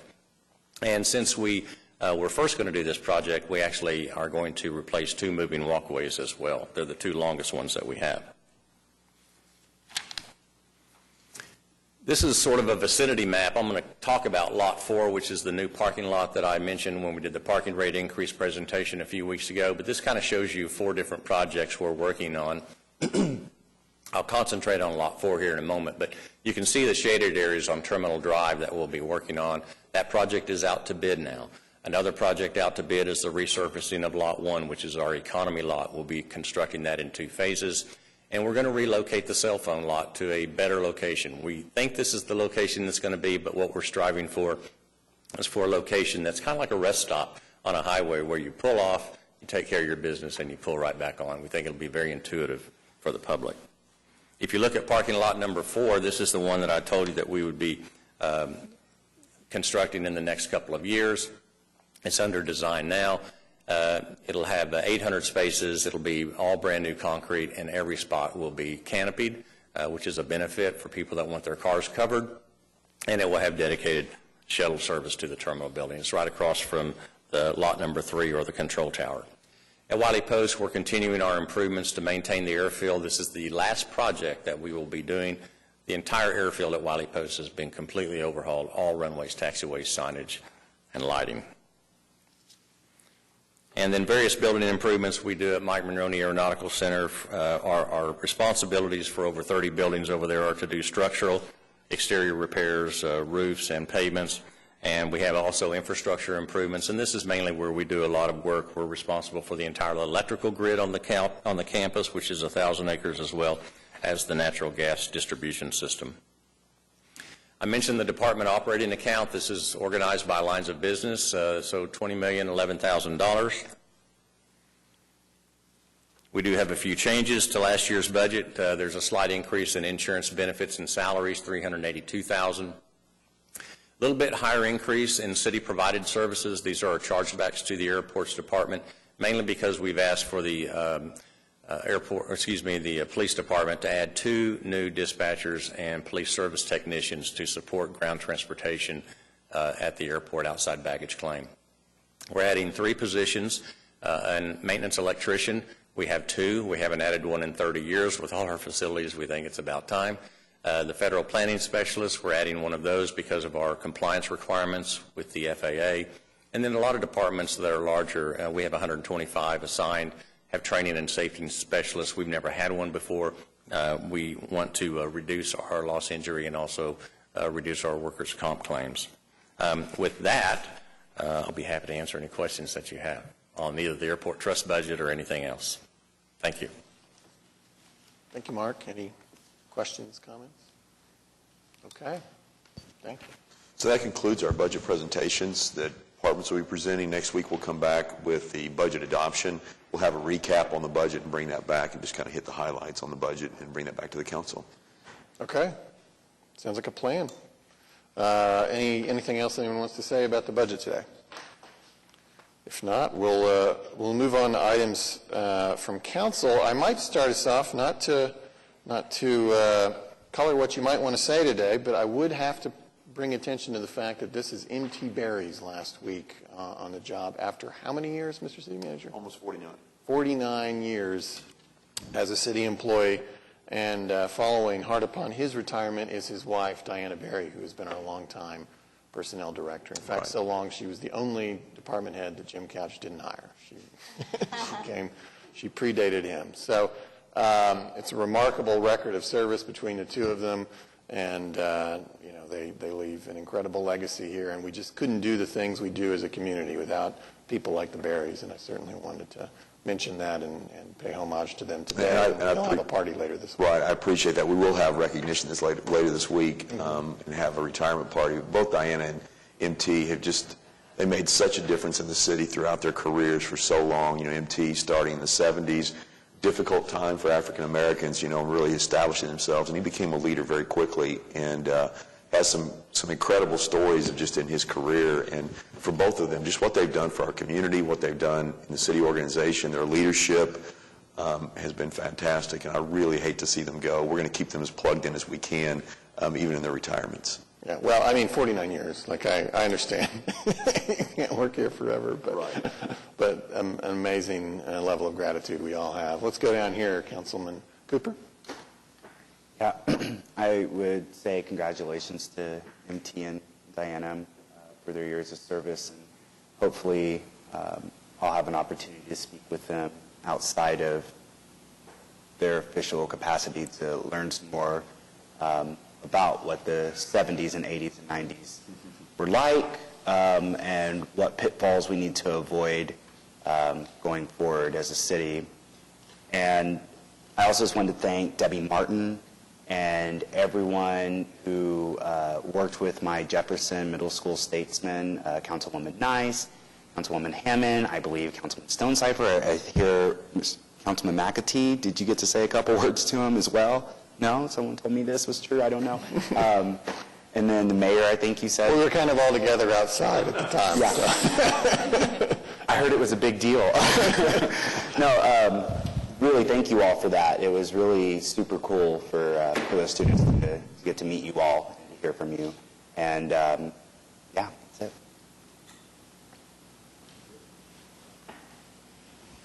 I would just like to echo the comments about MT and Diana Berry. They certainly deserve a few years of non-stress parts in their lives. They both handled very important aspects of the city's operations, did terrific jobs, each of them, and they'll certainly be missed. And again, I'm glad to hear they'll continue in some capacity in terms of involvement with the city, because they both have a tremendous amount of skills and experience. Thank you. I also wanted to commend and thank Mr. and Mrs. Berry for their many years of service for the city of Oklahoma City. And obviously that is going to be a great void when it comes to just the overall looks of our upper management. And also for a lot of folks don't know, Ms. Berry, she was my co-facilitator for Loyal, Class 1. And that's actually how I met her and knew what she did and her commitment to the city, as well as to young people like myself, to make sure we understood the civic portion of how Oklahoma City operates. So I thank her for that, and also to Mr. Berry for his commitment to not only just being a part of the Oklahoma City Police Department, but also his commitment to Oklahoma City as well as the structure of Oklahoma City. I wanted to make mention, we are in the middle of Ramadan Iftar, and last week I had the pleasure of meeting the Ward 7 council member for Cleveland, Ohio, Bashir Jones, and just our conversations that we were able to exchange about our different communities in different cities. He says they have 17 council members in Cleveland, and I won't even tell you how much they get paid for that. I'll spare you the details, but please Google it and look it up. You will be quite astonished. But obviously, when we have the conversations, we understand our needs are still the same. So I think that was the great takeaway, that there are still great needs that are similar in a lot of different communities. So just want to make sure we're continuing that. And yesterday, I had the opportunity to celebrate with our Hindu temple of Oklahoma City, and I am so astonished and just in awe every day of how we get to rediscover Oklahoma City, especially for me, because now I get to rediscover Ward 7 And being born and raised in Ward 7, I never knew that this Hindu temple existed where it is located. So I would encourage all of us to accept and also to rediscover our cities and our communities, and also our interfaith communities when it comes to being inclusive. And it was just a joy to be there and to celebrate their 25th year anniversary. And I promise you, when you have driven into that area where their temple is located, you do not feel like you're in Oklahoma City just because of the way that building looks. It is amazing to see. So I took my mom with me, and her being born and raised in Oklahoma and coming to Oklahoma City from Watauga, she was just as shocked and in awe as I was. So that just tells you, even when we have some of our other family members or just different people in the community that also get to discover parts of the cities that we never knew existed. So I know we'll be having continuous relationships with them. And I remember they did have a program last evening where they had young ladies dancing and young men and women dancing. And I said, were you all performing at the Christmas? They were there for a Christmas celebration in Bricktown. Yeah. And I said, I just remembered the movements. So they said, yes, we enjoyed that so much. So just the recognition of them and understanding, again, that 25th anniversary and them being intentional about deciding to locate in Oklahoma City those many, many years ago when they brought those families here was very intentional. And I believe this is the only Hindu temple in Oklahoma, if I'm not mistaken, and they reside in Oklahoma City in Ward 7. So just wanted to make mention of that, and just how in awe that I am that we get to rediscover in our positions and see different parts of Oklahoma City every day. I wanted to thank MT and Diana. I learned so much from them, especially the way in which they carried out their jobs. Very calm, great demeanor, very kind. And so I owe them a lot. I learned a lot from them, and I wish them great times in retirement, and I appreciate them being my friend. Thanks. Indeed. Thank you all. City manager reports? We have 2 citizens who have signed up to be heard under item 8, citizens to be heard. I'll call you both, and then you can organize yourselves however you like. Maya Shadid and Dahlia Shadid. And if you wouldn't mind stating your name, address, and keeping your remarks, each of you, to 3 minutes or less. Thank you. Hi, my name is Maya Shadid. I live at 5900 Moss Teller Drive, apartment 171. Today I wanted to speak about our park system. My hope is that as the council considers both this year's budget as well as future allocations, that we all think of the parks first and foremost as one of the most important tools we have to improve our community's public health. If you were to Google the words park and public health, you would be able to spend the entire day reading studies and articles about the ways parks improve our physical, mental, and spiritual health. Parks improve our public health in 3 principal ways.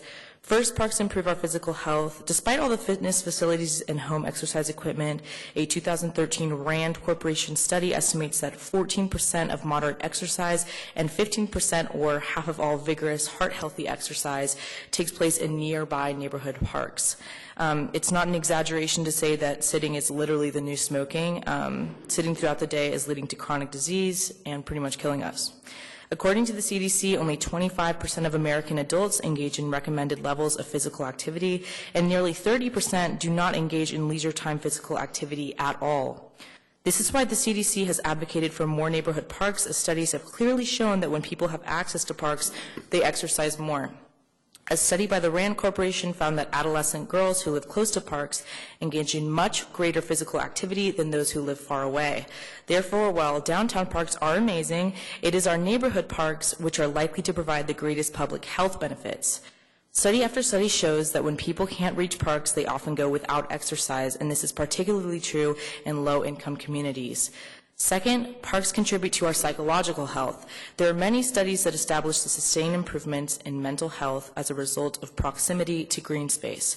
These benefits include lower levels of stress and decreased symptoms from both depression and anxiety.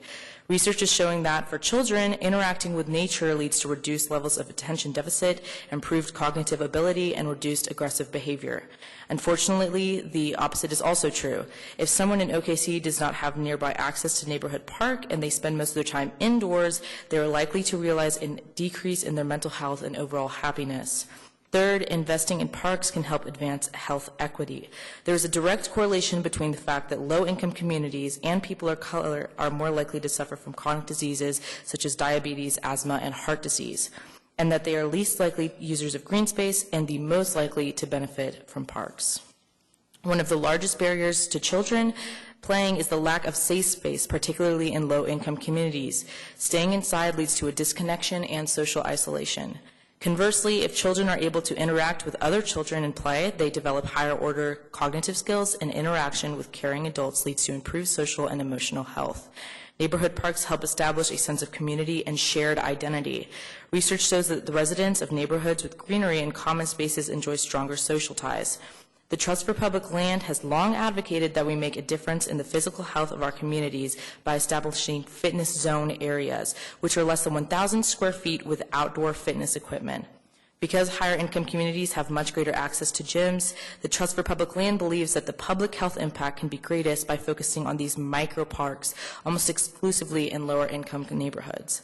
Today, I've only scratched the surface, and I really hope that you guys will continue to explore ways in which we utilize our city parks to improve public health. Thank you so much for letting me speak today. Thank you for coming down. Thank you for your patience.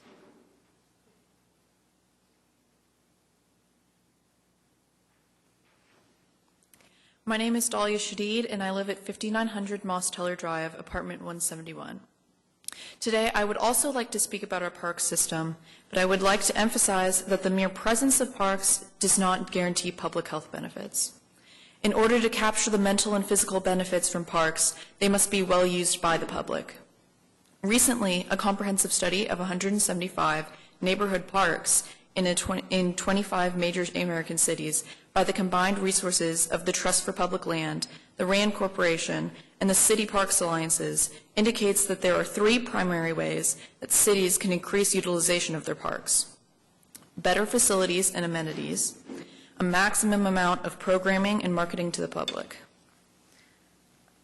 Many parks do not have enough resources, enough choices and opportunities to appeal to different ages and interests, and so a mixture of facilities are necessary. Sidewalks or walking trails around the perimeter of the park are very effective at increasing use of parks by seniors, while yoga classes might be more effective for younger people. Of course, one amenity that is very common to everyone is the need for restroom facilities, and the fact that only 1% of Oklahoma City parks have restrooms is almost certainly decreasing the use of our parks and the public health benefit that we would otherwise realize. Other amenities besides restroom facilities that are strongly correlated with park utilization include adequate lighting, access to drinking water, and maintenance of neighborhood parks. According to the study, targeted programming is the key to increasing utilization of parks. Parks need to provide staff to organize programming locally that serves the need of that particular neighborhood. Supervised activities such as dog training, for example, has been shown to increase park use by 48%. The third critical factor identified by the study was for cities to invest in marketing because most people don't know what is available in their parks. According to the study, materials and signs advertising park activities led to more than 60% increases in both the number of park users and the number of hours those users exercised. The primary problem in trying to capture the public health benefits of Oklahoma City parks is so much of what increases utilization of parks is related to programming, operations, and maintenance of our parks. While it is helpful that the 2017 general obligation bond included $130 million in capital improvements for parks, and that consideration is being given to include additional capital improvements in MAPS 4, unless there's an increase in funding for operations and maintenance of our parks, we are unlikely to realize significant public health benefits. Thank you for your consideration. Thank you. Are there any other citizens to be heard? Seeing none, we have no other business on the council agenda, and we are adjourned.